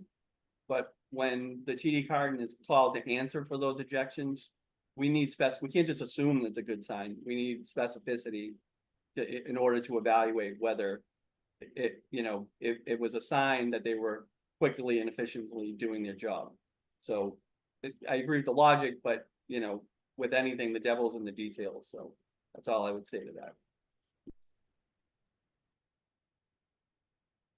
Thank you. If there's nothing further, we'll move on to the next item. The last of these similar reports, item number 3, dated this incident April 22nd, 2024, allowing intoxicated patrons on premise, causing nuisance in violation of Mass General Laws, Chapter 138, Section 64. Who's present on behalf of the Boston Police Department? For the April 20th. Oh, sorry, Sergeant Crossen, is that you? You're on mute right now. Is that the Bruins playoff, April 22nd? Is that what you said? Yes. That's me again. Okay, you have been sworn in. Are there any other individuals with first-hand knowledge of this incident who have not yet been sworn in who would like to testify? Sergeant Crossen, you may please proceed with the police report for the board. Okay, this one's shorter. Monday, April 22nd, 2024, during the first half tour of duty, officers assigned to the TD Garden at 100 Legends Way were under the command of Captain Martin, did perform several ejections from the stadium and sick assists for intoxicated patrons during the Boston Bruins playoff game. This report will summarize the events of the game that were not otherwise captured in other incident reports. This report was authored with the assistance from data collected from NetViewer CAD sheet and officer's body-worn camera. 7:58 p.m., removal of one patron from section 320. 8:06 p.m., removal of one intoxicated patron from 320. 8:16 p.m., removal of one intoxicated male who was engaged in a fight. 8:22 p.m., removal of two intoxicated males. One was under the age of 21. Reference I number 242-032-395. 8:28 p.m., removal of 3 intoxicated patrons from the balcony. 8:33 p.m., removal of intoxicated male from section 311. 9:11 p.m., removal of 2 intoxicated males. Both were under age 21 from section 307. The incident report number cited there is wrong. I have the correct one. 9:25 p.m., removal of 1 patron from section 3-2.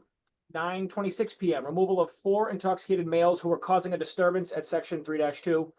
10:02 p.m., one patron leaving TD Garden with a Bud Light can in hand, made it off of the outdoor escalator heading into the hub entrance next to Big Night Live.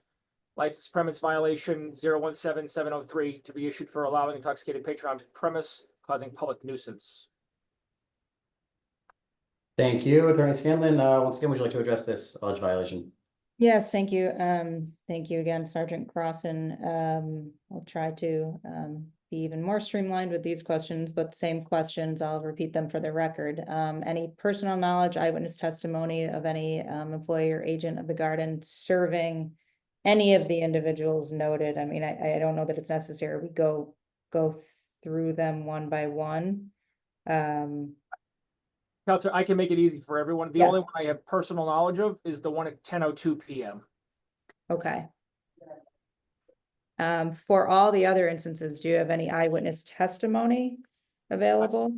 I personally do not. I have the two reports from the other two from 8:22 p.m. and 9:11 p.m. And again, the incident number at the 9:11 one is wrong. We transposed the wrong number, but no, I do not have any personal knowledge of the others. Okay, but any supplemental reports referenced here and were not produced? Correct. I will get those to the board as well, the two reports. Okay, thank you. Any of these patrons known to police or known to be causing any issue prior to removal or ejection? No. And just for the record, the first one indicates removal of a patron from section 320 for an unknown reason, correct? That's what we had.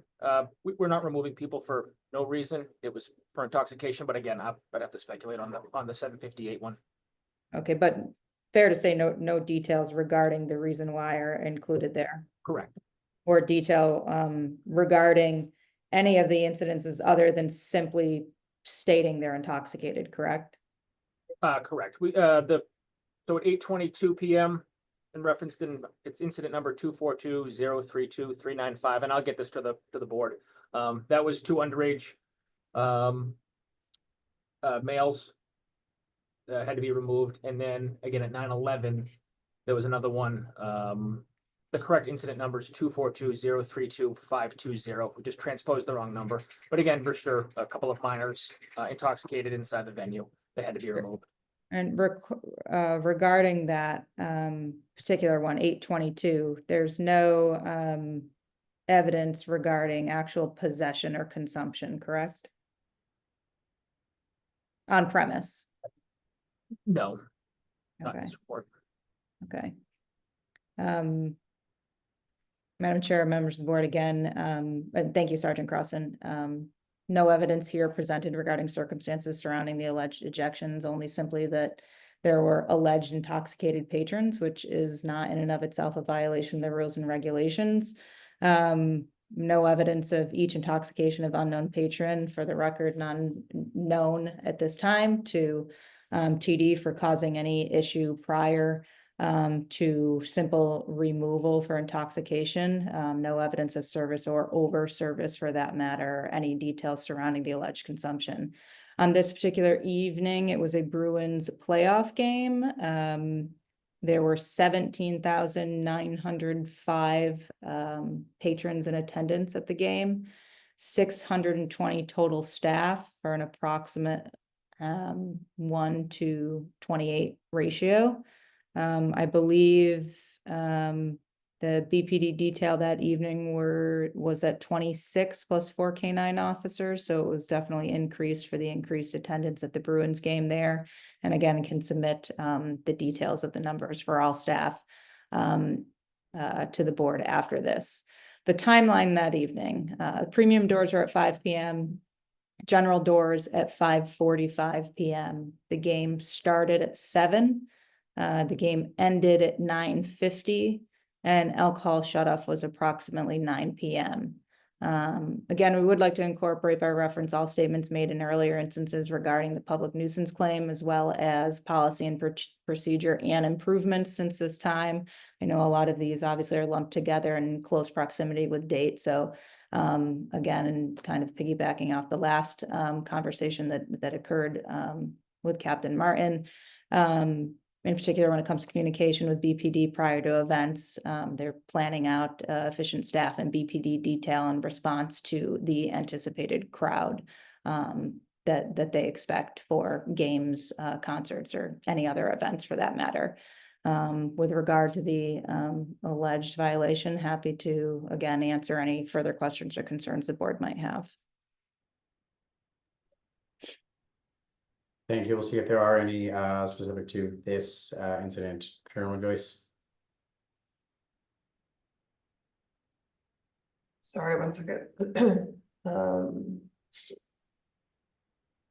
So it says here that these patrons were ejected for sick assists. How often are people rejected or ejected for intoxication? Like, do you have any stats on that? It sounds like to me that maybe they're ejected or removed because of a fight that started. How often do you eject people because of just signs of intoxication? I know we do track that and do have numbers per event that's ongoing. John, if you can speak to that. I mean, specifically, this does mention sick assists, but it's not, it doesn't appear to be any of the items listed here, but nonetheless, we do track sick assists or EMT response with ambulance on scene as well, or any transports. So to that extent, we can get those numbers to the board. And do you keep records, internal records, as to how many times you have to call on Boston Police to help out your own security? Yes. Okay. All right, those are my questions right now. Commissioner Curran? I guess I would just repeat my request to get any internal TD reports that correspond with any of these incidents on this evening. That's the same for everything we've gone through from the first agenda item to now. Thank you. Nothing to add. Thank you. Thank you very much. With that, we will move to item number 4, date of this incident, April 24th, 2024. Minor in possession of alcohol in violation of Mass General Law, Chapter 138, Section 34A and 6464A. Who is present on behalf of the Boston Police Department? Detective Ricard was sent a notice to appear and promised to appear, but absent him, Lieutenant Detective Troy. Thank you, Lieutenant Detective Troy. If you could please raise your right hand to be sworn in. Do you swear to tell the truth, the whole truth, and nothing but the truth? I do. Thank you very much. If you could please read the report into the record for the board. I will. Reading for a report written by Detective Ricard, it reads as follows. On April 24th, 2024, about 7:30 p.m., Detective Ricard was working a paid detail at the TD Garden and was alerted by security about an individual who used a fake ID to purchase 2 alcoholic beverages and then hand one of the beverages to an underage male. Detective Ricard and security spoke to Mr. Luke Schneider, who provided 2 separate identifications. One ID, which Schneider stated was his true ID, provided a date of birth of 12/9/24. This ID would make him 19 years of age and not old enough to purchase alcohol. The second ID, which Schneider used to purchase the alcohol, showed a date of birth of 12/9/2001 to make him 22 and old enough to purchase the alcohol. Using a fake ID is a violation of Mass General Law, and purchasing alcohol for a minor is also a separate violation of Mass General Law. Security took possession of the fake ID. Detective Ricard and security then spoke to Owen Skakel, who provided a New Jersey driver's license that showed his date of birth as 2/22/2005, make him 19 years of age. Security had both individuals telephone their parents, and security informed the parents as to what had occurred. Both individuals were then escorted out of the TD Garden by security and police officers. Matter is further investigated by Area A1 detectives.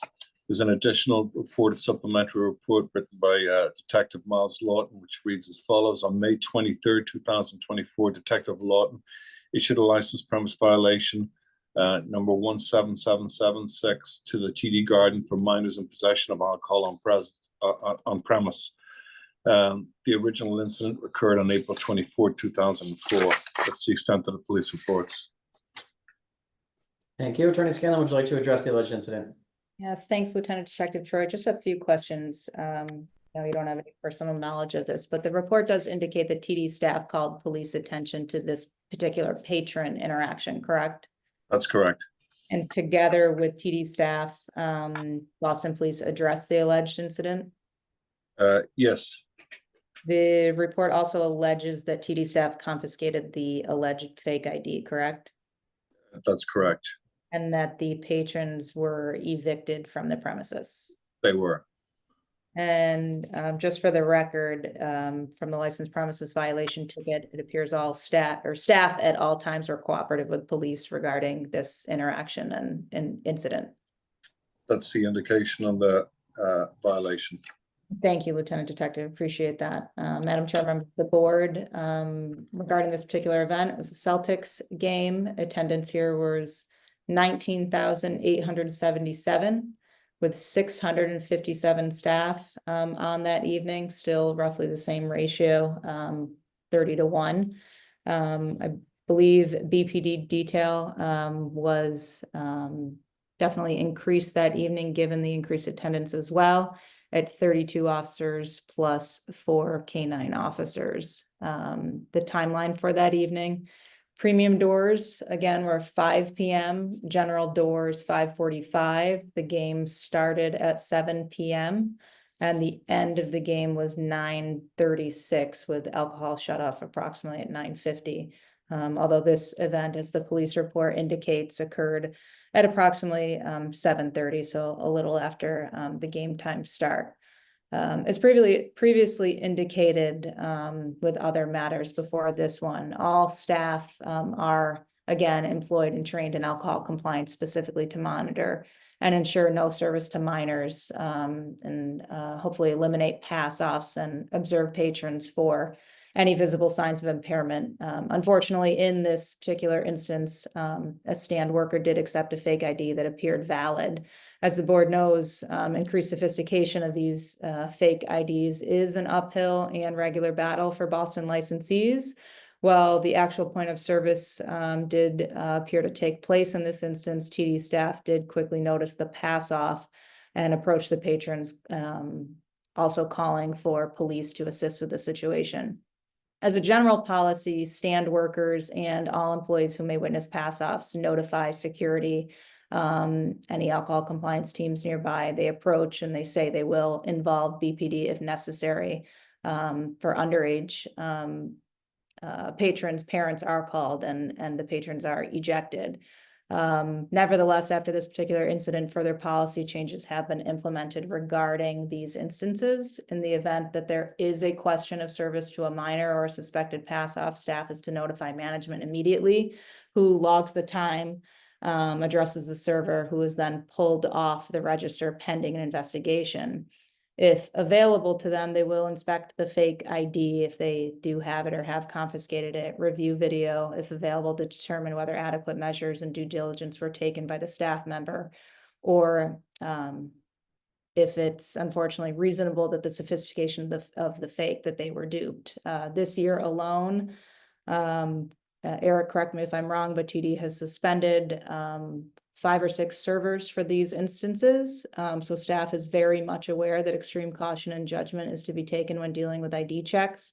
And frankly, it's something that they know their staff, many of who, I think I mentioned this previously, are longtime employees. It's something they take very seriously because they know it can result in suspension or termination of employment. And due to staff retention there, most people don't want to be suspended. They make their money in tips. Even to be investigated costs them quite a bit of money. So they are incentivized to do their job as diligently as humanly possible and truly try their best. Suspension is a 6-game minimum. But even the investigation causes them further loss because the investigation itself could go on for several events or games that are occurring that they would otherwise be scheduled to work. And it's not like they are reimbursed for that loss. Further, with respect to service policy, if any server has a question regarding the visual check, a supervisor or manager is called in to visually check. And if they are still unsure, it goes up the ladder again and they use a scanner, which is controlled by the alcohol compliance team, who are easily identifiable in the concourse. In some instances, they have even asked BPD detail, who happens to be nearby, to take a look as well. On the topic of scanners, we did receive new scanners last week through a company called TokenWorks, which is the same technology used as banners, which is below the garden. To start, 10 managers will be carrying them in addition to the scanners used by the alcohol compliance team. I do believe Eric Rivers has sent to the licensed premises division the details of this technology and training video, and will be or have plans to review the technology together in comparison with what the licensed premises division uses to see if the technology is pretty similar.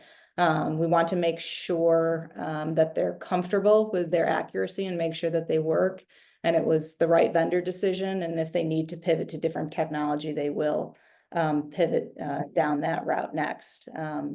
Lastly, and of note regarding training of staff, TD is currently 100% in compliance with ServSafe training, which includes alcohol compliance. Staff do undergo that training once every 3 years. Most recently was September, just last month, which is a 3-hour online course with a test at the end. Additionally, they did just complete return alcohol training, which is typically held once in September, which is a multi-hour class for return staff. They also conduct alcohol compliance training with any new hires throughout the season. For instance, they do have an influx of new employees starting in December. So they'll have 1 to 2 classes in December. Existing employees also have the option to attend, or if the licensee in an instance requires retraining for any disciplinary or servers who are disciplined, that is a one-on-one training with the director of concessions plus a test at the end for retention of information. In addition to the formal training mentioned, alcohol compliance is also covered at any what they call spare pick meetings for any non-regular staff. That's when people are called in. Spare pick meetings do happen before each event and before every event as well. Pre-shift meetings occur with supervisors, sharing show notes, affirming alcohol compliance policies, and at the stand levels, or both at the stand levels and premium areas. And they also occur on a smaller group scale in concession areas with supervisors and staff. Again, this is prior to every event. What they go over is what the focus is for that event based on intel gathered, reminders on what to look for with IDs, not to guess, call in reinforcements if needed, common fake ID tells, reminders, obviously, again, to watch for signs of impairment or intoxication. The pre-shift conversations are also reinforced by managers and assistant managers at each stand as they're getting ready for events. I know Eric can speak to this personally as he does this himself as well when he's going around prior to each event. So really, in some form or fashion, the alcohol compliance aspect and training policy is constantly reiterated with staff to ensure compliance as well as public safety. Again, with this particular one, unfortunately, the service was made, but the pass off was caught and the patrons were evicted here. Thank you for that. We'll see if there are any questions about this particular incident. Chairwoman Joyce. So yes, it sounds like it was discovered by security, so that means the fake ID got past the people working at the register, at the beverage kiosks or whatever, correct? Correct. And they still don't have ID scanners, correct? The alcohol compliance team has ID scanners. They're implementing new technology as of last week. They do want to review it with BPD's licensed premises inspection division to ensure similar technological capabilities. So in that case, they will then, if it's a go with this particular technology, they'll increase the number of scanners that are available, likely for supervisors and managers to carry them. But why wouldn't every single person who's looking at an ID place like TD Garden that's so big, you're taking risks every day you don't scan an ID. I do not understand why you're not investing in the latest technology in scanning every single ID. I know So it's Eric- not perfect because those things have to be updated, but to rely on people that get trained 3 times a year, I think you said, to inspect IDs, like this is a huge risk you're taking, TD Garden people.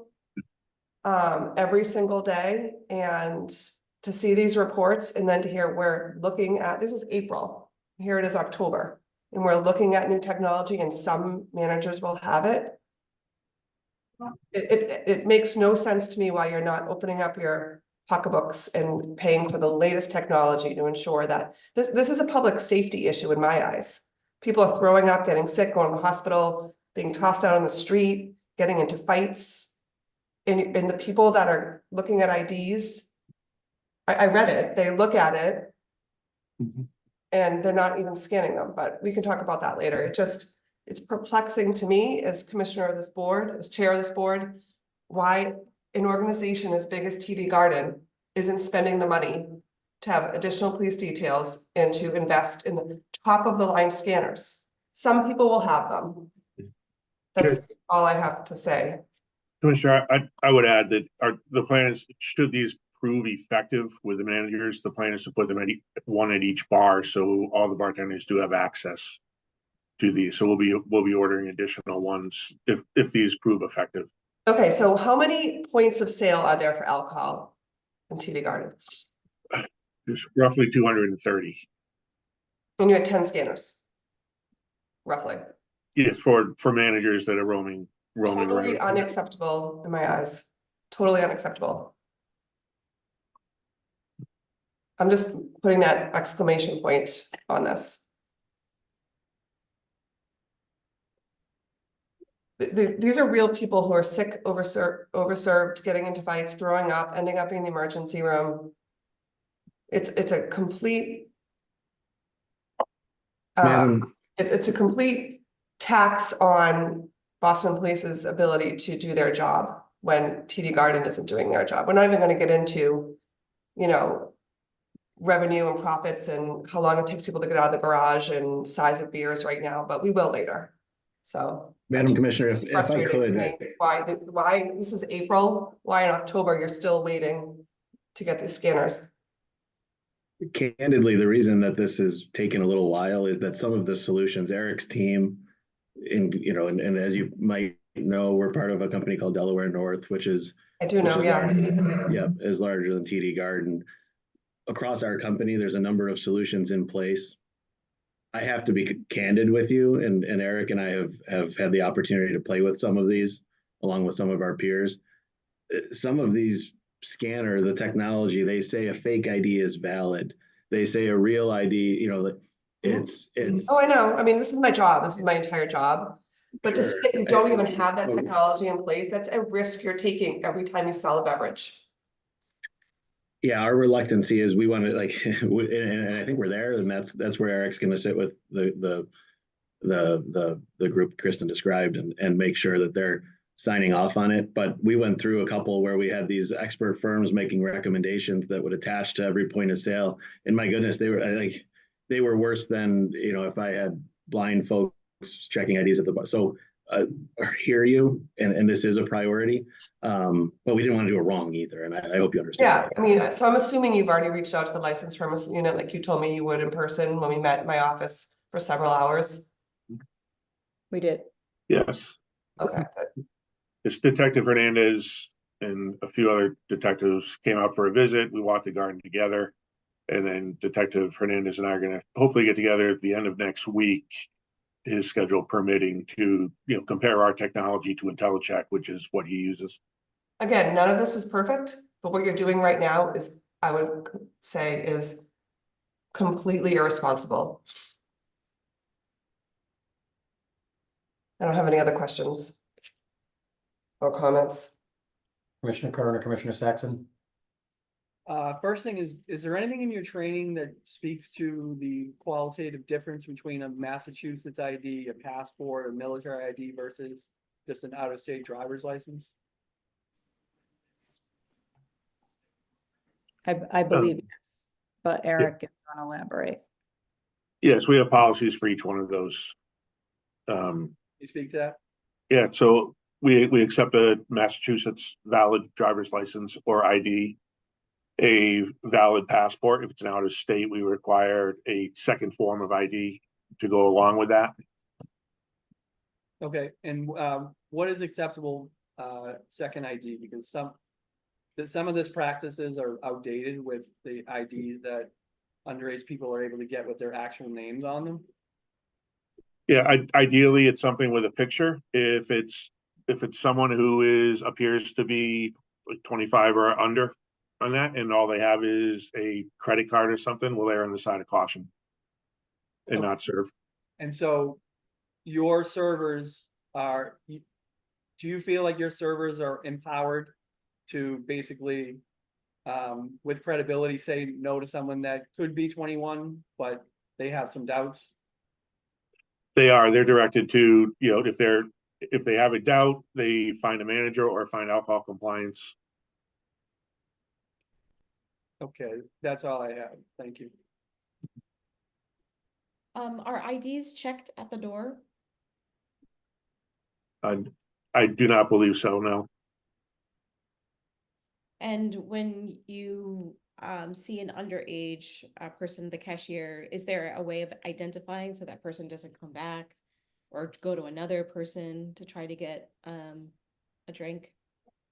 Is there So something? we would ask them for their ID, and if they tried at another place, obviously they would, same thing, they would ask for an ID. If they did not produce one, they would be turned away. Actually, to follow up, if say a server conclusively determined in their estimation through whatever, maybe through the new scanner, that someone was trying to use a fake ID, what would be the follow-up there? Would you ask them to leave the premises? Yeah, I can speak to that. Security would be called to respond, and they would be removed immediately, and the ID would be confiscated and turned over. All right, thank you. Any further questions on this incident? Moving on to number 5, date of this incident, April 12th, 2024. Patrons leaving premise with alcohol in violation of Mass General Laws, Chapter 138, Section 64, and Board's Rule 1.09D. Who is present on behalf of the Boston Police on this item? Sergeant Glenn Gallagher. Thank you. Are there any other individuals who have not yet been sworn in with firsthand knowledge of this incident? Thank you, Sergeant Detective Gallagher. I do not believe you have been sworn in yet. Please raise your right hand. Thank you. Do you swear to tell the truth, the whole truth, and nothing but the truth? I do. Thank you. If you could please read this report into the record for the board. Yes, I'll be reading a police report written by Captain Kelly McCormick. On April 12th, 2024, I was a commanding officer in charge of the Boston Garden Detail. Boston Police are the enforcement arm of the Boston Licensing Board. Boston Garden holds numerous licenses in sale of food and alcohol, as well as entertainment permits and a vast array of events. Patrons leaving with alcoholic beverages, 11 counts. At about 2200 hours, upon the ending of the Celtics game 1, positioned myself on Legends Way at the front exit stairwell number 2, observed patrons leaving the garden. I observed 11 separate incidents of individuals leaving the garden exits, opening, drinking alcoholic beverages, clear cups of beer, Budweiser tall cans, hard seltzer cans. The drinking of such was open and notorious. There was no attempt to shield or disguise such by the patrons. I noted each incident by raising my hand over my head to be clearly visible to the garden security cameras. I also observed individuals walking in front of the garden on garden property, openly drinking alcoholic beverages. I did not observe any security personnel, in parentheses, blue shirts, in the area of the exit doors or the front of the garden at any time during the dismissal of the crowd. Licensing unit advised Hernandez will conduct a further investigation. Allowing illegal activity on 4/10/2024.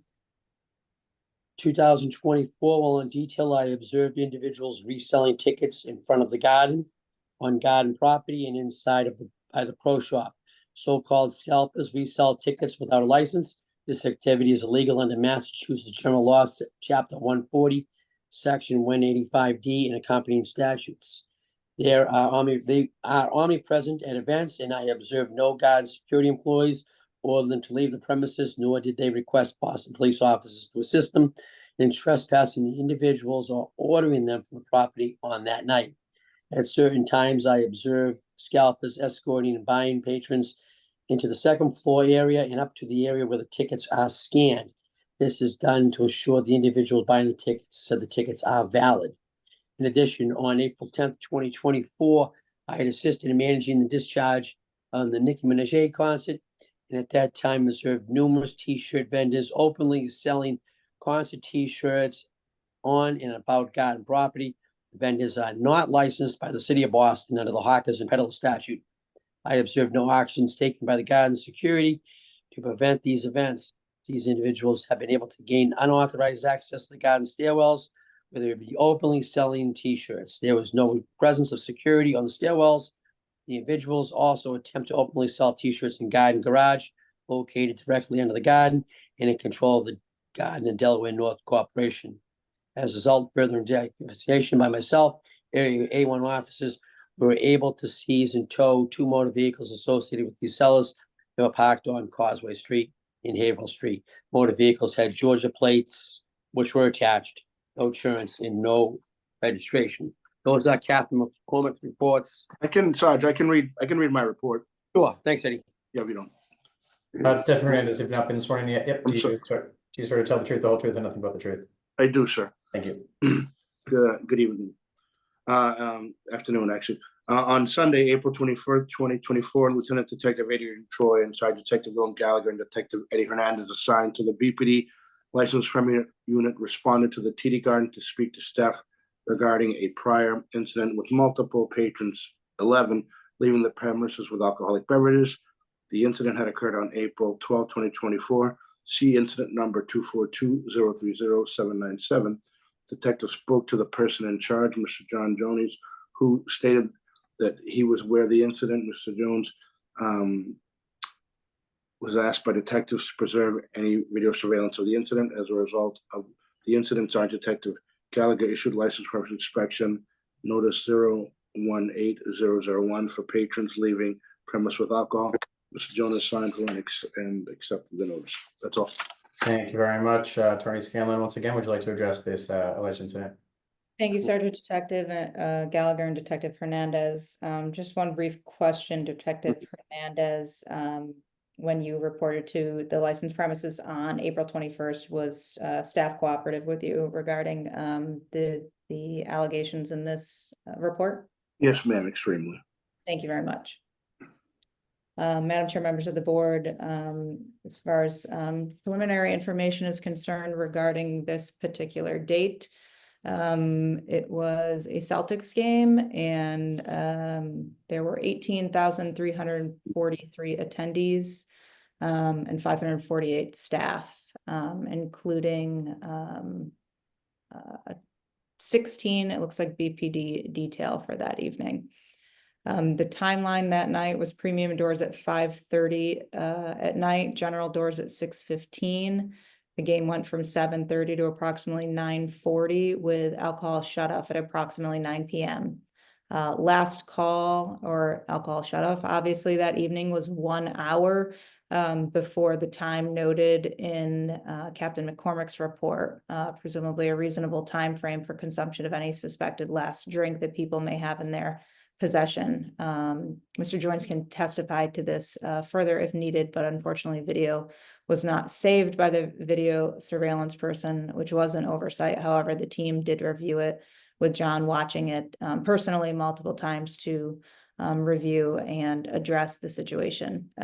Despite the fact that the report doesn't specifically reference any interaction by the police with the alleged patrons to gather further detail regarding actual contents, aren't going to parse hairs here on what was contained in the cups, whether they're empty, full of alcohol, because of course we can agree that we can't have patrons walking out with alcohol containers of any kind, period. For the board's information, upon the end of garden events, the entire staff starts obviously clearing out the premises. Staff is clearing up top. There are 4 major stairwells plus the hub, so 5 total exit points, with staff set up at the top of the stairs with trash cans, directing people to dump beverages and trash. Unfortunately, this evening, no staff was at the last departure point before leaving the venue. The staff on level 2 are checking for alcohol when people are coming down, and the majority of the time up to this event, there were 5 to 7 security and or alcohol compliance team members in the 4 stairwells, pushing people out at the loge level. Additionally, they obviously do have staff up on the balcony level as well, pushing people down in a funnel, so to speak. Since the playoffs, which this game was, and furthering discussions with Captain Martin, I believe BPD is also now directed to be in stairwells during most of the events and upon dispersal until they head out to do traffic outside afterwards. Certainly appreciate the continued partnership and relationship with BPD to assist with detailed teams and collaboration, which obviously serves public safety best for TD Garden events. Obviously, police presence anywhere, whether it's the garden or not, tends to aid and deter undesirable behavior from members of the public. Since this time as well, TD has ramped up the number of staff members at the loge level check, where patrons pass through what they call a security fence before they start going down the stairs, ensuring orderly departure, which does include disposal, of trash and beverages. The whole team, including the ushers too, do their best to make sure no one is leaving with beverages. Additionally, they have implemented an increase of staffing at the last exit points specifically, and will also implement additional signage and trash cans along with the staffing at the bottom of the stairwell to ensure compliance that no one is leaving with alcoholic beverages. Thank you. We'll see if there are any questions following that testimony. Chairwoman Joyce, any questions? So just in general, not to belabor the point, but what exactly happened this night? I know you talked about you have barrels and security now at the stairs, but did something in particular happen that night that caused this scene of patrons leaving with alcohol containers? Not to my knowledge. I don't think anything particularly happened. I think a review of staff location and placement was warranted here, and frankly, was a bit of a misstep not to have them down at the last exit point. It is, and they are aware because of where they're located and other points at the 4 exit stairwells within the premises that people will sometimes try to conceal them as they're walking out, whether it's under coats or pockets or what have you, and they are caught and directed to dispose of them before they can leave the premises. So they have increased, or not increased, but improved the location along with Boston Police of where people are positioned as patrons are exiting as part of the dispersal policy and procedure to ensure that, it's not just 1, 2, 3 checkpoints up top, but there are also continual checkpoints as they're going down the stairwells several times, so the eyes are on them and people are dumping beverages. Is it someone from TD Garden? Would you say, in your professional opinion, you've reached a conclusion where you need more staff as people leave? Yes, we need to put them in those correct areas. Correct. And I would like to note, as Attorney Scanlon pointed out, we only had 16 BPD, which is rather low for what we ordered and asked for. I believe there was a citywide call out for protest activity or something like that. So we were down on resources that we would normally have deployed in the stairwells at that time to assist at that final exit point as well. Okay. But yes, after reviewing the video that Captain McCormick pointed out in his report, multiple times we've made that change and have decided to start putting more staff there in order to create more of a fence, because as you can imagine, with a mass exodus of this amount of people, some do slip by as they are trying to conceal it. The fans know that people are looking and they conceal it and end up pulling it out or finishing the drink as they get further down out of eye shot. Even just for public safety purposes, I would imagine you would want more staff. You have drunk people who've been drinking for hours, running, walking down a staircase in mass amounts at the same time. It would seem like another risk you're taking by not having more staff at this time in these locations. Just seems to be, you know, a lot of risks that this organization is taking. In my opinion. I mean, Madam Chair, if I may, just to that point, I think I mentioned this 2 hours ago, but I think it bears repeating, and I know the nature of the venue is different in and of itself, but the general, I believe, acceptable ratio of staff to patron is 75-1. I know some locations have better numbers. What are you comparing it to, a restaurant? Any other high occupancy location, whether it's a concert venue, Fenway. You know, I think staffing numbers are similar in that regard. So I just think that bears a, you know, a point that should be made, that it's not that they're wildly understaffed in these instances, but that there can be areas that they can improve upon and hone in on. For instance, with this one, as far as dispersal procedure goes and where the staff is positioned as people are exiting. And it is something that they're acknowledging and taking seriously and immediately improved since this incident occurred. Okay, thank you. And can I just add to that? You know, part of the issues that we were having, you know, is lack of police staffing. That's what's keeping this place safe, not the, you know, the security guards who come there on a part-time basis. There's a lack of police staffing. We did, based, you know, over after having all these violations, we did come to an agreement that securing the stairwells was critical to both having a safe venue and addressing and helping some of these issues of people leaving. So we are able to assist with that, but without having those stairwells manned, you know, vendors with t-shirts with breaking out with butter knives running through the event, you know, anyone could get in that building and create harm quickly. So one of the resolutions that came out of this was to staff those stairwells. And as the Garden Continuum was trying to reduce staffing and not staffing adequately, since these issues have came about, they have staffed the stairwells. And we have not dropped it, which has been beneficial. Some of these other concerts coming up, the bad ones, they have agreed that we will up the staffing when needed on agreement. But without staffing those stairwells, the venue is not safe whatsoever, and you can't control ingress and egress. You're in trouble. Thank you, Captain. If I could kind of echo, you know, I think the partnership with yourself, with your team, and being able to sort of throttle staffing to the appropriate place for some of these events. As well as feedback, and hopefully you'd agree that the team's been, you know, good in implementing, you know, recommendations. Just to appreciate the partnership there. I do think it's making us better. It's important.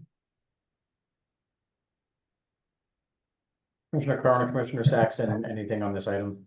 Attorney Scanlon, where are you getting 75-1? I'm just kind of trying to do the mental math, and like maybe like a 300-person venue, that would be like 4 staff. I think based on overall experience working with clients with varying occupancies and inquiring of other colleagues too, and clients as well, as what they see for their staff to patron or attendee for an event ratio, that seems to be the average, and what I've heard before the board as well over the years. I think some, like I said, better numbers are lower than that, and ours are even lower than that. So I just thought it bared mentioning, because we aren't 1 to every 200, 300, 400 people. Like, that would be wildly out of control. Okay. And so just back to this night, I just want to be clear. Are you, and this is for anyone who can answer, but are you saying that there was an exit point that basically led to the stairs that had barrels at it, that was supposed to be manned by people and wasn't? Or only after this did you decide that they all had to be covered? I don't really understand what happened on this night. Why it wasn't manned? It was covered this night, but we feel that we need more based on what was revealed to us John, over I the might course be of able this to put a, investigation.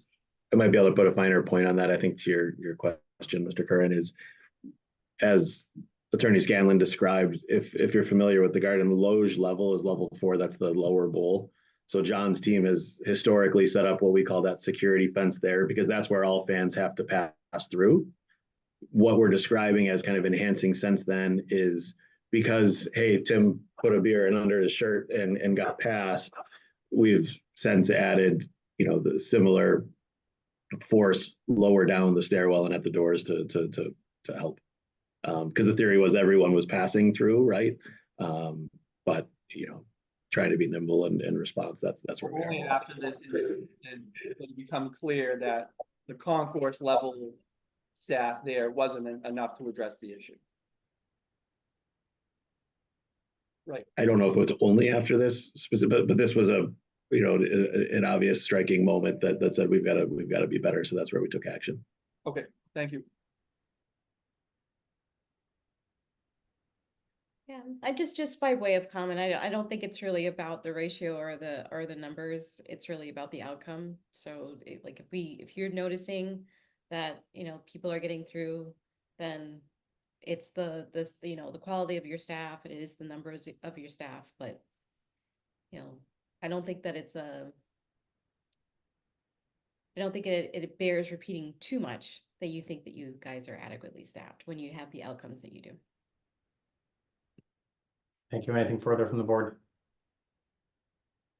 Move on to the final license permits inspection notice, notice for today during this portion of the hearing. Item number 6, date of the incident, April 16th, 2024, last drink, patron involved in a motor vehicle accident while operating under the influence, leaving the licensed premise in violation of Mass General Law, Chapter 138, Section 64. Who is present on behalf of the Boston Police? Sergeant William Gallagher. Police Officer Lee. Thank you. And are there any other individuals with firsthand knowledge of this incident who have not yet been sworn in who would like to testify? Officer Lee, you have not yet been sworn in. Can you please raise your right hand? Do you swear to tell the truth, the whole truth, and nothing but the truth? I do. Thank you very much. Who will be reading the initial report into the record? I will be. Great, thank you. May please proceed. About 9:54 p.m. on Tuesday, April 16, 2024, Officer Lee in the Alpha 422 Frank responded to a radio call for a motor vehicle accident involving an MBTA bus at the intersection of Causeway Street and North Washington Street, Boston. Also assisting was the Alpha Delta 20 Duval, Garden Detail Officer Heron, and Garden Detail Officer Rodriguez. Upon arrival, the officer learned that the MBTA bus was not involved. The officer observed a green 2021 Jeep Wrangler, Mass Reg 6 Romeo Bravo 894 facing the wrong way on the inbound lane on North Washington Street that goes towards downtown, and a gray 2010 Toyota Corolla Mass Reg 5 Golf X-Ray Kilo 41 that was sideways across the inbound lane on North Washington Street going towards downtown with the front of the car towards the sidewalk, blocking both lanes of travel. Officers observed debris on the roadway from the collision. The officer observed damage to the driver's side quarter panel and wheel of the Corolla that made the car inoperable on a public way. The officer also observed damage to the driver's side bumper guard and bumper of the Wrangler. The officer observed that Richard Tolstrup, operator of the Wrangler, was crouching near the bumper of his car. Officer decided to request EMS as he appeared to be dazed from the accident and history of a bad back. The officer also asked Rafael Pereira, the operator of the Corolla, if he needed EMS, to which he declined. Due to the traffic buildup from TD Garden, officers decided to have the operators move their cars off to the side of the road. Upon speaking with Tolstrup, the officer noticed an odor of alcoholic beverages coming from the breath of Tolstrup. The officer also observed Tolstrup had glassy eyes. While on scene, Tolstrup had to sit on the bumper guard of his vehicle. Officer spoke with Pereira, who stated that he was heading northbound on the Washington Street Bridge from Charlestown into the downtown area. Pereira was operating the left lane when he observed Tolstrup in his lane driving at him. Tolstrup was driving in the wrong lane on North Washington Street towards Charlestown. At Pereira's vehicle, Pereira honked at Tolstrup's vehicle and stated it looked as if Tolstrup looked dumbfounded. Pereira stated he attempted to swerve out of the way, but was unable to avoid a collision. Pereira further stated that after collision, Tolstrup moved the back of the car twice after the collision. Pereira stated that Tolstrup was the sole operator and occupant of the Wrangler that collided with him. Officers spoke with Tolstrup, who stated he was coming from the Bruins game at the TD Garden with his son. Officers asked where his son was, to which he stated his son had taken the train home. Tolstrup first stated that he had drank 3 beers over 4 hours. Tolstrup then stated he only drank wine. Tolstrup stated he took ibuprofen for his back pain. Officers asked if the ibuprofen causes drowsiness, to which he says it does not. Tolstrup further stated he had parked his car on Commonwealth and Com Ave and was heading home to Andover. It should be noted that he was only a couple hundred feet away from TD Garden, and that Commonwealth Ave is at least 1.5 miles away. Based on the circumstances at the scene, the officers suspect that Tolstrup may be impaired. Officers asked Tolstrup if he would consent to the standard for sobriety test. Initially, Tolstrup agreed. Tolstrup operated in the wrong lane on a one-way at a major intersection, and it appeared evident he caused a collision. Tolstrup had a moderate odor of alcoholic beverages coming from his breath. Officer observed that Tolstrup's eyes were glassy. In addition, Tolstrup admitted he consumed alcoholic beverages prior to operating his motor vehicle. Officers performed the horizontal gaze nystagmus test on Tolstrup and noticed distinct and sustained nystagmus at maximum deviation and the onset of nystagmus prior to 45 degrees. Officers also observed a lack of smooth pursuit. Officers observed 6 out of the 6 clues of impairment on the horizontal gaze nystagmus test, indicative of impairment. Officers attempted to perform the walk and turn portion of the standard field sobriety test on Tolstrup, however, he refused. Tolstrup complained of back pain that would prevent him from completing the remaining tests as it affects his balance. Based on the totality of the circumstances, officers placed Tolstrup under arrest. Tolstrup was advised of his Miranda rights by Officer Lee at the scene, to which he stated he understood them. Tolstrup had an odor of alcoholic beverages emanating from his breath. Tolstrup admitted to drinking at least 3 glasses of wine before he began operating his vehicle. Tolstrup was the sole operator and occupant of the Jeep. The vehicle was also registered to Tolstrup. Tolstrup then showed 6 out of 6 clues on the horizontal gaze nystagmus test. Tolstrup was transported back to District A1 for booking. Officers redirected EMS to District A1. Boston EMS 3 Alpha 08 arrived and evaluated Tolstrup. After declining any medical treatment, Tolstrup was booked, processed, and placed in a secured cell without incident. I think officers requested 2 tar tows to District A1. Seaside arrived and towed away the Wrangler, and Disco arrived and towed away the Corolla.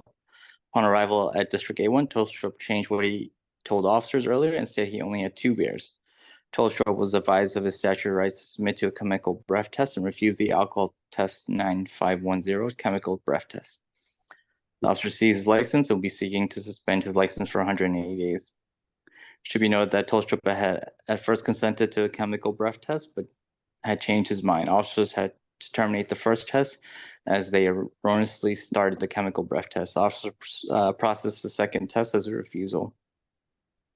Officers issued Tolstrup a Massachusetts Uniform Citation 5800090AC and 580250AC, and will be charging Tolstrup in Boston Municipal Court for OUI liquor 9024, Mark Lane violation 894A, and one way going the wrong way in Boston 9018.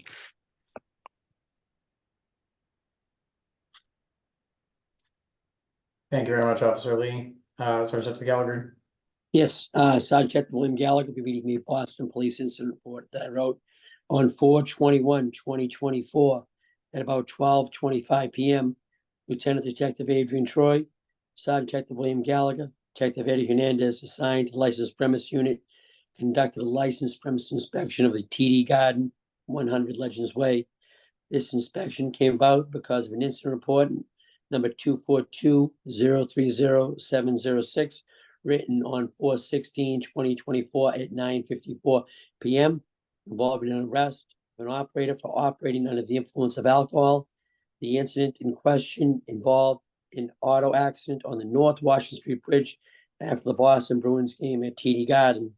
Suspect Richard Richard Eric Tolstrup stated to responding officers that he was coming from the garden after consuming alcohol. BPD body worn cameras were on the 21st. At about 12:25, detectives spoke with Mr. John Joyce at the TD Garden, who was unaware of this incident. As a result, Sergeant Detective Gallagher issued license premise inspection notice number 018002 for patron involved in motor vehicle accident leaving licensed premise, arrested for operating under the influence of alcohol. Mr. John Joyce assigned for and accepted the notice. That's my report. Thank you very much. Attorney Scanlon, would you like to address this alleged incident?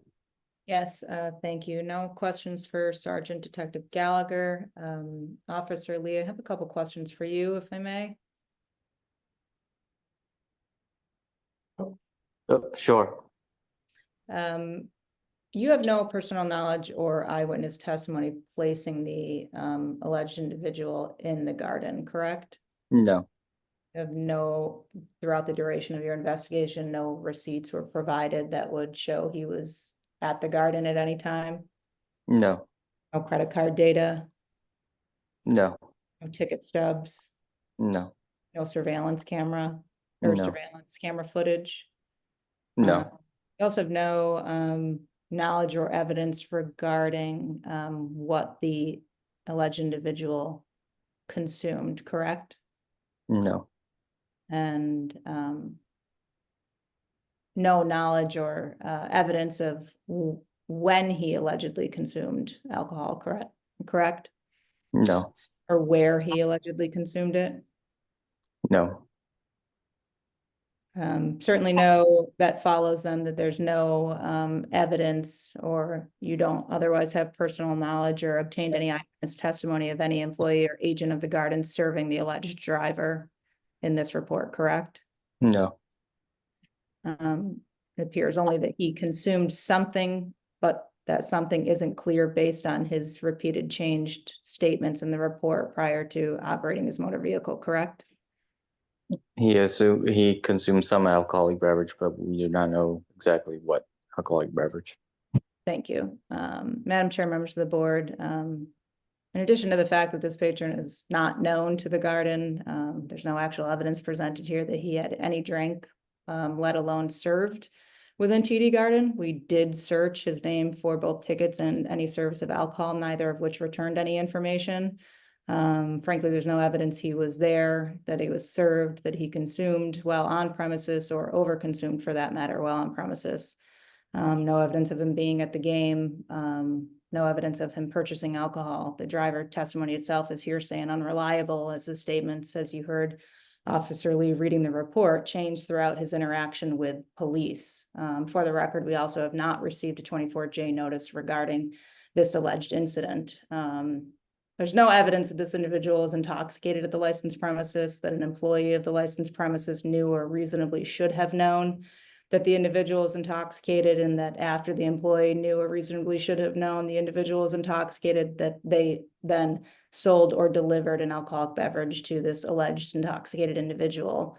The allegations entirely made on unsupported and uncorroborated hearsay evidence, also without affording any right of the licensee to confront the individual allegedly making the allegation. That being said, still happy to answer any questions that we can regarding this, but we did do our due diligence here, and we have no record of him or any issue with him on the premises that evening, and neither was any of that made apparent by this police report either. Thank you. We'll see if there are any questions that you may be able to answer, Chairman Joyce. This time I have no questions. Commissioner Garner, Commissioner Saxon? Yeah, no questions from me either. Thank you. None for me, thank you. Thank you. The board will take all 6 of these items under advisement.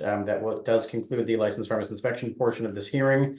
Are we okay to proceed to the informational hearing? Does anybody need a quick break? I know it's been a little bit of a moment.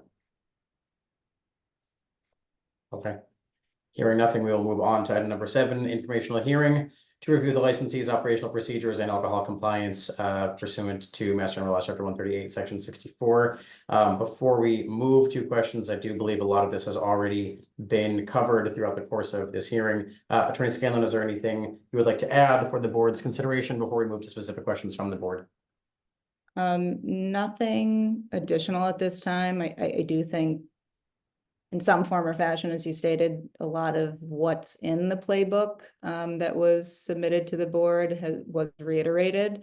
But obviously, we're happy to answer any questions, additional questions that the board might have. Although I would like to just state briefly too, because I think it bears emphasis on this. I think the biggest positive change for the garden since this couple week slew of incidents that occurred between April and May of this year is that there's been consistent communication on every single incident with alcohol compliance or security and with BPD, open communication, especially around concerts and the planning involved ahead of time, so that allocation of not only more resources, but also sufficient resources are available and are agreed upon for each event, and based on obviously what information is coming in.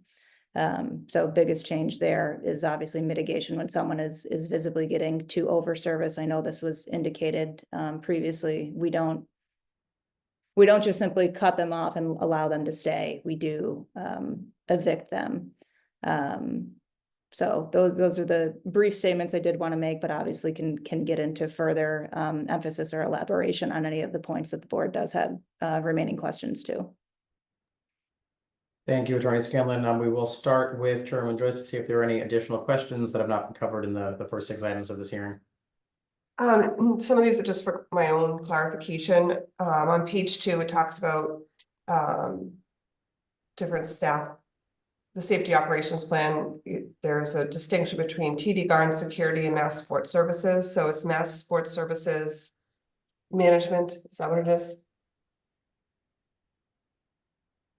Sports Services, our concessionaire, for lack of a better term, the provider of food and beverage. Okay. All right, other questions.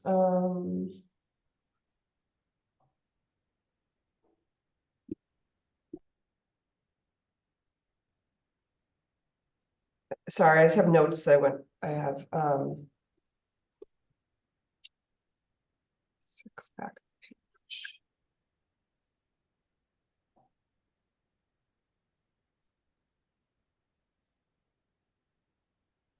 All right, so I know right now you're looking into additional IntelliCheck technology, but the technology you have now, are you able to run reports with that technology to see how many scans were done at a particular game? I can. Okay, do you do that? We haven't been using it long enough to have accurate data. Okay. Also on page 5, it talks about Appendix P. I don't see Appendix P. Has to do with drink size, beverage sizes.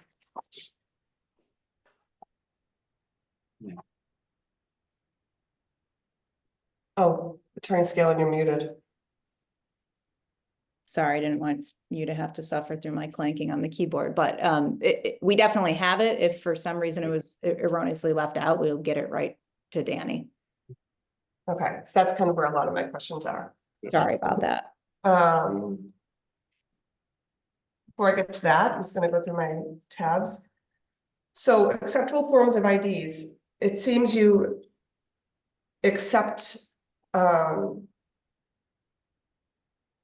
international driver's licenses? Yes, we do.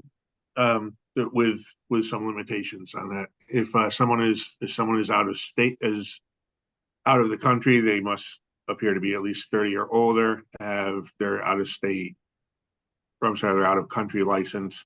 They must be approved by a manager or alcohol compliance, then they're issued a wristband. So So they how can At a purchase. Bruins game where you might have a lot of international Mhm. patrons, how many supervisors are there to check these people's out-of-state international driver's licenses? So there's usually 5 to 6, and the alcohol compliance people as well. They'll usually wait at the concession stand and they will get a call and they'll go to the concession stand. Or they'll be sent to guest services in which we will meet them there. And that seems to work. You don't have a backup of people waiting to be wristbands put on? Yes, it does seem to work. And, sometimes there is a backup, but people are very understanding. They understand why we're doing it. And usually I don't think the backup or the wait is too long. And how long has that been the policy that you accept out of international driver's licenses and put a wristband on? Probably about a month and a half to 2 months, we started this with the wristbands. Prior to that, we started after we noticed an influx of international guests coming. Prior to that, it was really done on a one-on-one basis. And what do you do? Do you scan those international driver's licenses? At the time, we will be able to now, not a driver's license, but we'll be able to scan a passport. In most cases, it is a passport that we're looking at, not a license. Okay. Oh, so any international ID has to have a wristband? Yes. Okay.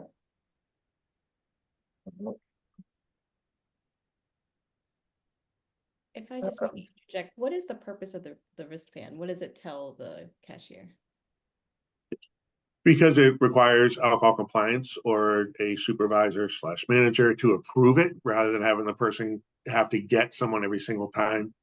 The wristband allows people to at least present their ID, show the wristband that it's been approved. Especially for those instances that the guest has to go to guest services away from the point of sale. That's the kind of evidence coming back. There's a text chain every night, if I could just add, where the group security, support service, and alcohol enforcement are informed kind of the nature of that evening's wristband, whether it's black with dots or et cetera. So it's a nightly piece for the group. Okay, so let me just jump into, so TD Garden Security, there's a handful of them at every event. The concessionaires are what are referred to in here as Mass Sports Services. Yes. And that means those are the people serving the drinks. Yes. Okay. And then who gets the alcohol compliance? So then there's alcohol compliance officers on top of that, like a third layer. Yes, correct. And ultimately, the manager of record, who's not here today, is responsible for all of this.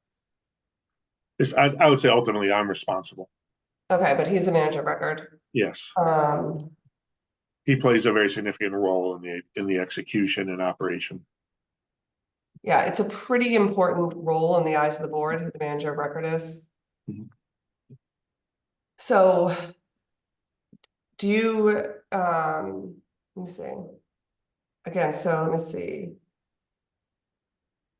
I'd love to see some data on how many scans are done with the 6 scanners that you use. I guess you're having more scanners now, but I was looking at the NHL deployment tab in the back on October 30th, 17,000 people, you had 6 scanners. That's the alcohol compliance team. It's just an average number. Every one of them has IntelliCheck, and there's 12 to 14 on an event basis. Okay. All right, so I don't have Appendix P, which you'll send to me. So I want to talk about beverage sizes. I know I've talked to you about this before. Who sets the policy about what size beverages you sell? So I guess we make that determination.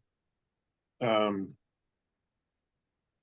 guess sort of jointly, Sports Service and TD Garden, we talk about it and decide if it's something we can execute. And who Yeah, makes those- the decision at yeah. TD Garden to sell 24-ounce tall boys? That's me. You do, okay. But just for clarity, the 24-ounce portion size was introduced. I'm approximating 2015 or 2016. So it's been a little while. It wasn't me that approved it at that time. I was in Eric's Okay. job. Yeah. So you are also the person who can decide not to sell that? I could. Okay. I have an issue with the 24-ounce tall boys. The standard size drink is 12 to 16 ounces of beer, 12 to 16 ounces. You're selling 2 24-ounce drinks at a time to one person. How do you reason that?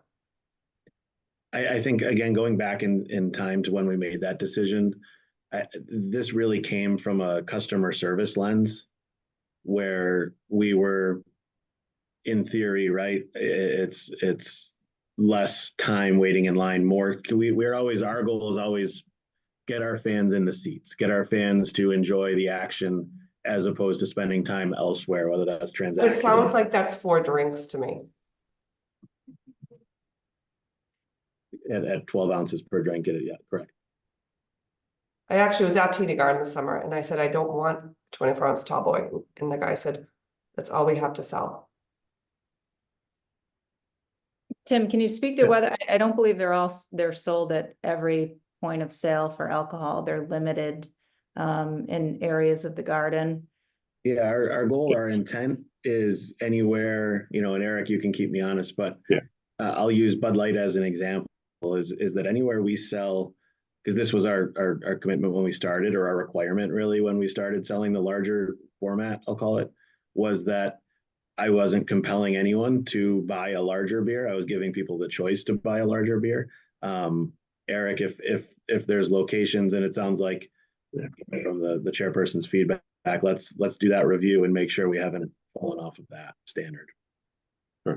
Yeah, we'll double check. There should not be any place that only has 24 ounce. Everybody should have at least a 16 ounce draft or 16 ounce cans available. All right, so the law states that no more than 2 drinks can be sold to an individual at a time. The industry standard is 12 to 16 ounces, but how do you explain that you're selling one person 48 ounces at a time? Well, I think the law also doesn't state, with all due respect, Madam Chair, anything regarding ounces or industry standard. And it seems that at several locations across the city and across the state, for the past decade or so, these larger format drinks have been acceptable to serve because they are one drink at the end of the day. So I don't know that This is the only place I've had complaints about it. Okay. And it's something I am taking a look at. Seriously. So I think as a team, you should get together and think about policy, why, and what you're doing about it. Fair. We'll review, like I said with Eric, we can even do that tonight and kind of share, that we're the results of that. Yeah, it sounds like you don't want people to have to wait. It sounds like you're trying to get people to drink as much alcohol as quickly as possible. It doesn't sound like you have enough stopgap measures in place to determine whether someone has been overserved or intoxicated. If I felt comfortable, this wouldn't even be a conversation. I don't feel comfortable with the staffing you have in place, the number of scanners you have in place, the training you're giving your staff. It seems to be less than the industry standard. Like I would expect, we have a Bad Bunny concert coming up. There would be a pre-concert meeting with everyone that's selling alcohol. Like it doesn't sound like what the management is discussing and seeing at Providence and this and that is trickling down to the average concessions person.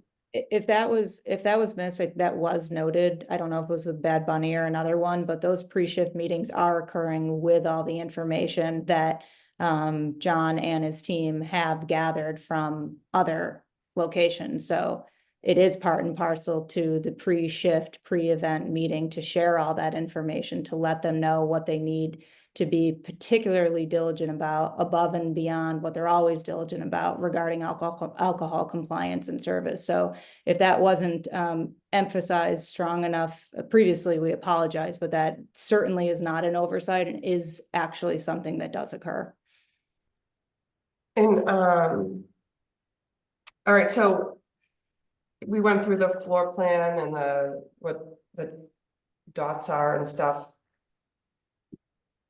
for a Celtics game and for a Bruins game. Just one question right now. If someone's coming in and they are noticeably intoxicated, do you let them in? No. John's team, we turn away folks at the turnstiles on a regular basis. And I know that, John, you're working on tracking that. I don't know if you can quote that offhand, but that happens. If anyone's noticeably intoxicated before coming in, they're not allowed entry. Okay. Commissioner Kern?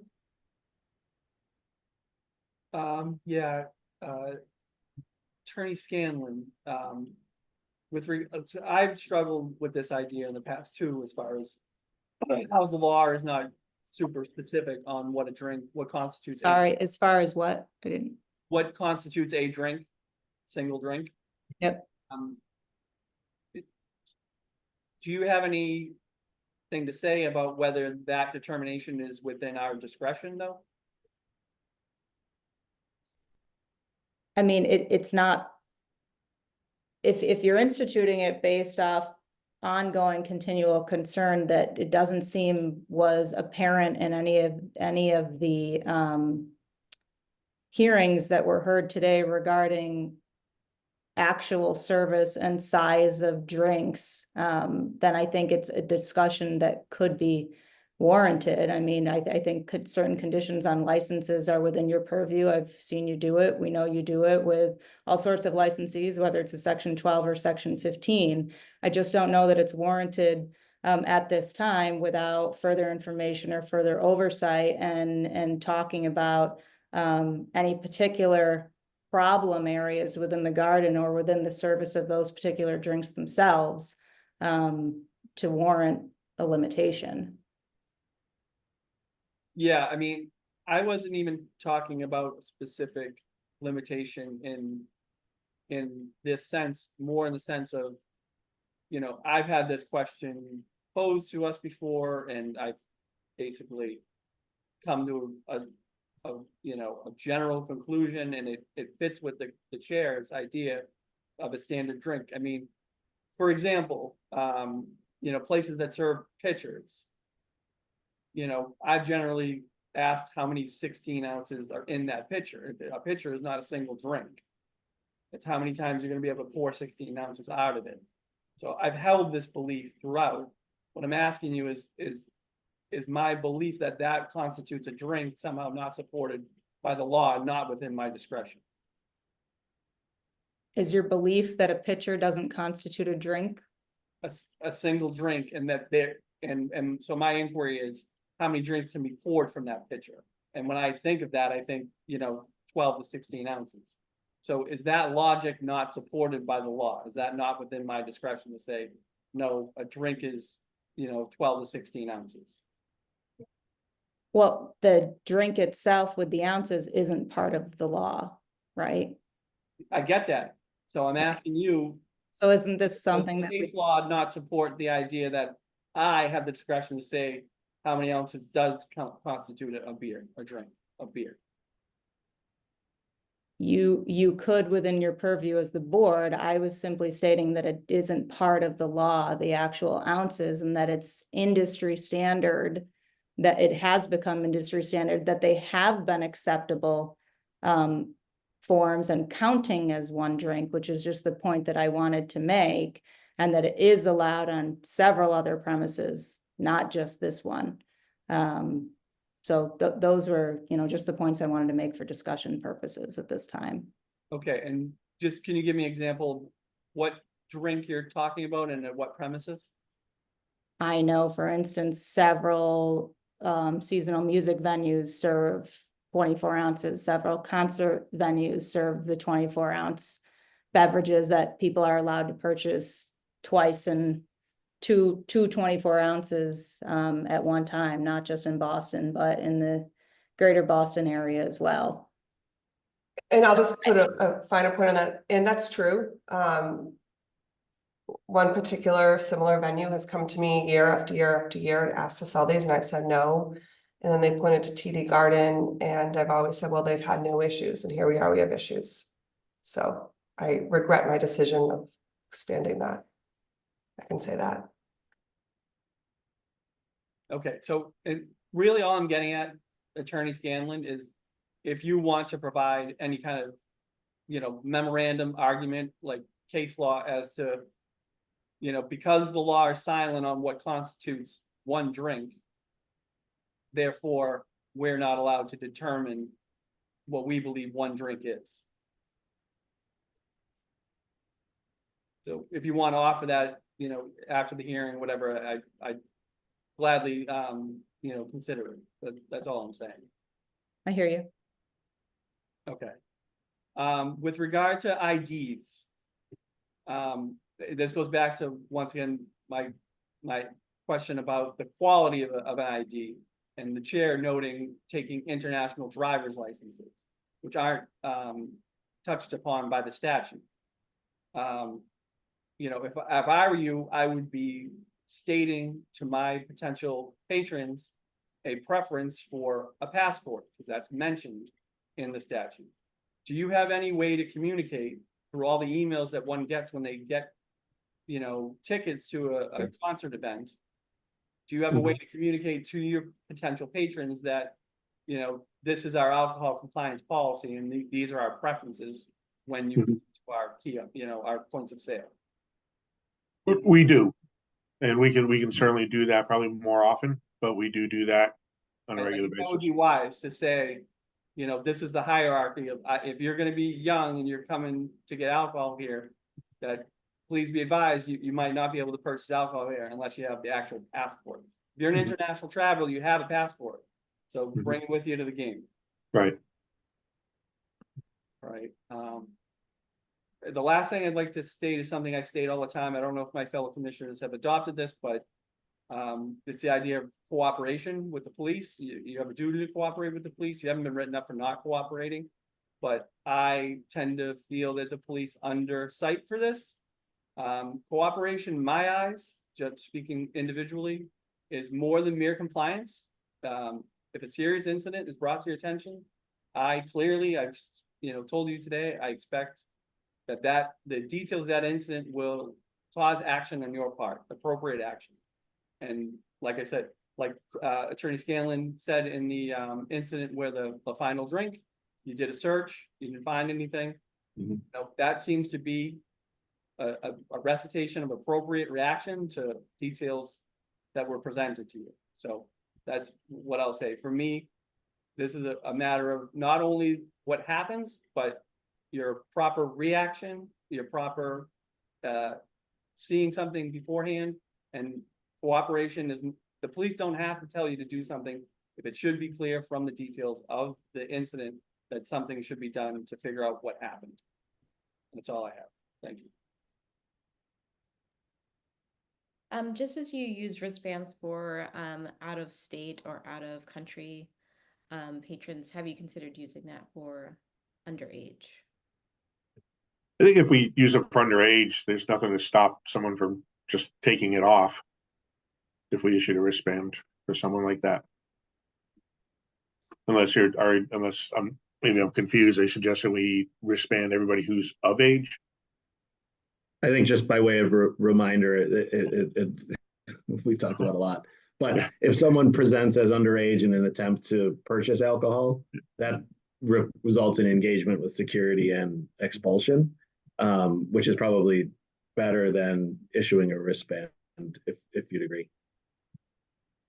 Yep, just what have you done to consider how you will identify and make sure that those underage people are not getting either pass-offs or a direct drink from the cashier And then, do you, or will you consider, checking IDs at the door? Not do you? I think on pass offs first, if I could, is that's high on the radar and on the daily reminders for our staff in all roles. You know, ushers are our workforce that are inside the bowl, right? Which is separate from the concourse. And so very often they're using those communicator devices that we referenced earlier to engage John's team that there's been a pass off for someone that looks questionable of age, right? So that's a big piece. I think, you know, in terms of age verification on ingress, that would be difficult. You know, certainly open to that conversation and open to good ways to do that, but processing as many people as we must in a relatively short time frame is challenging as it is. Always want to do better. Like I wish we could put a sign on everybody's forehead. You know, we keep in close touch with our peers in the industry, and so it's something we talk about a lot. But yeah, I mean, I think of airports, you know, handle many people a day. And we do have to check your ID if you're going in into a certain part of the airport, you have to have your ID ready. So it's not impossible, but How do you feel about that process at the airport? it doesn't matter. I still want to fly, right? So I'm gonna do it. Fair. Any further questions or comments from the board? I do just want to make sure that if Captain Martin is still with us, he has the opportunity to ask any final questions or any final statements on his part. I guess I would just say, you know, again, as we stated, communications has improved. The garden is working with us more than before. However, I believe that's firmly because of these violations. We were bumping heads. It was a struggle to get any headway before this.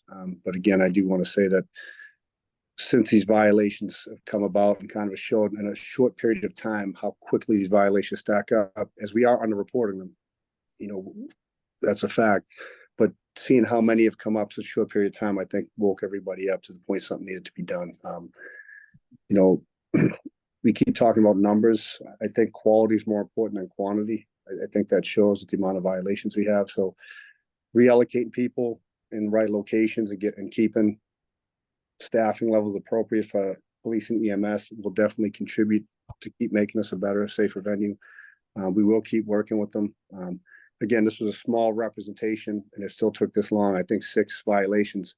I think there were 28 in the table, and many of these violations have 10 to 20 apiece per violation. So no one was trying to stack the deck here. It was just trying to show a representation of every kind of event, whether it's Bruins, Celtics, concerts, that they take place no matter what. So again, I think if we keep working together and some of the changes that the board recommends, I think we'll keep making it a better venue, safer for everybody. I have a question for anyone who might be able to answer it. Is there a typical time frame that the TD Garden finds out what the allocation of police officers they're going to get for a particular event? I don't know if you want me to jump in this, guys, but before it was, you know, they would often try to do it based on occupancy, which isn't, you can't secure it's still the same size venue with the same amount of turnstiles and doors, so you can't do it based on that. To have sufficient staffing to handle the turnstiles, which people try to run through and come back in each night, to have people securing doors when we showed you how easily it was for people to piggyback in the way in and out, or just using butter knives to go sell t-shirts. You require at least 6 officers alone just for that without the people inside. So to kick 1 or 2 people out could require 3 to 6 officers. So you quickly chump up your officers. So to answer your question, we came up with some minimums based on the venue, more so than the event. So 16 officers was the minimum, plus supervisors contractually required for an event that's not on the radar. And that's still low. It's still a challenge, but we think it's reasonable. And we could do that and implement a traffic plan in addition.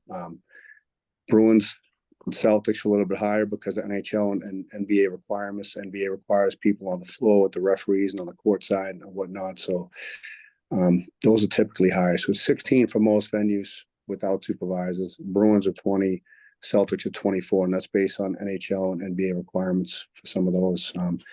Concerts, we came to an agreement that, Bad Bunny was brutal. No matter how you put it, it was probably one of the worst events. I know it's financially is phenomenal for the Garden, but it was terrible on every level. So I think everyone agrees no one wants to see another concert like that. So we did agree that on shows such as that, if we have to go up to 40 people, we will. We haven't had to do it yet, but at this point we came to agreement that if one of these shows come back, we're gonna have to go heavy to mitigate this. So time will tell as if we hold to that. But as far as minimums go, we've been in a much better place.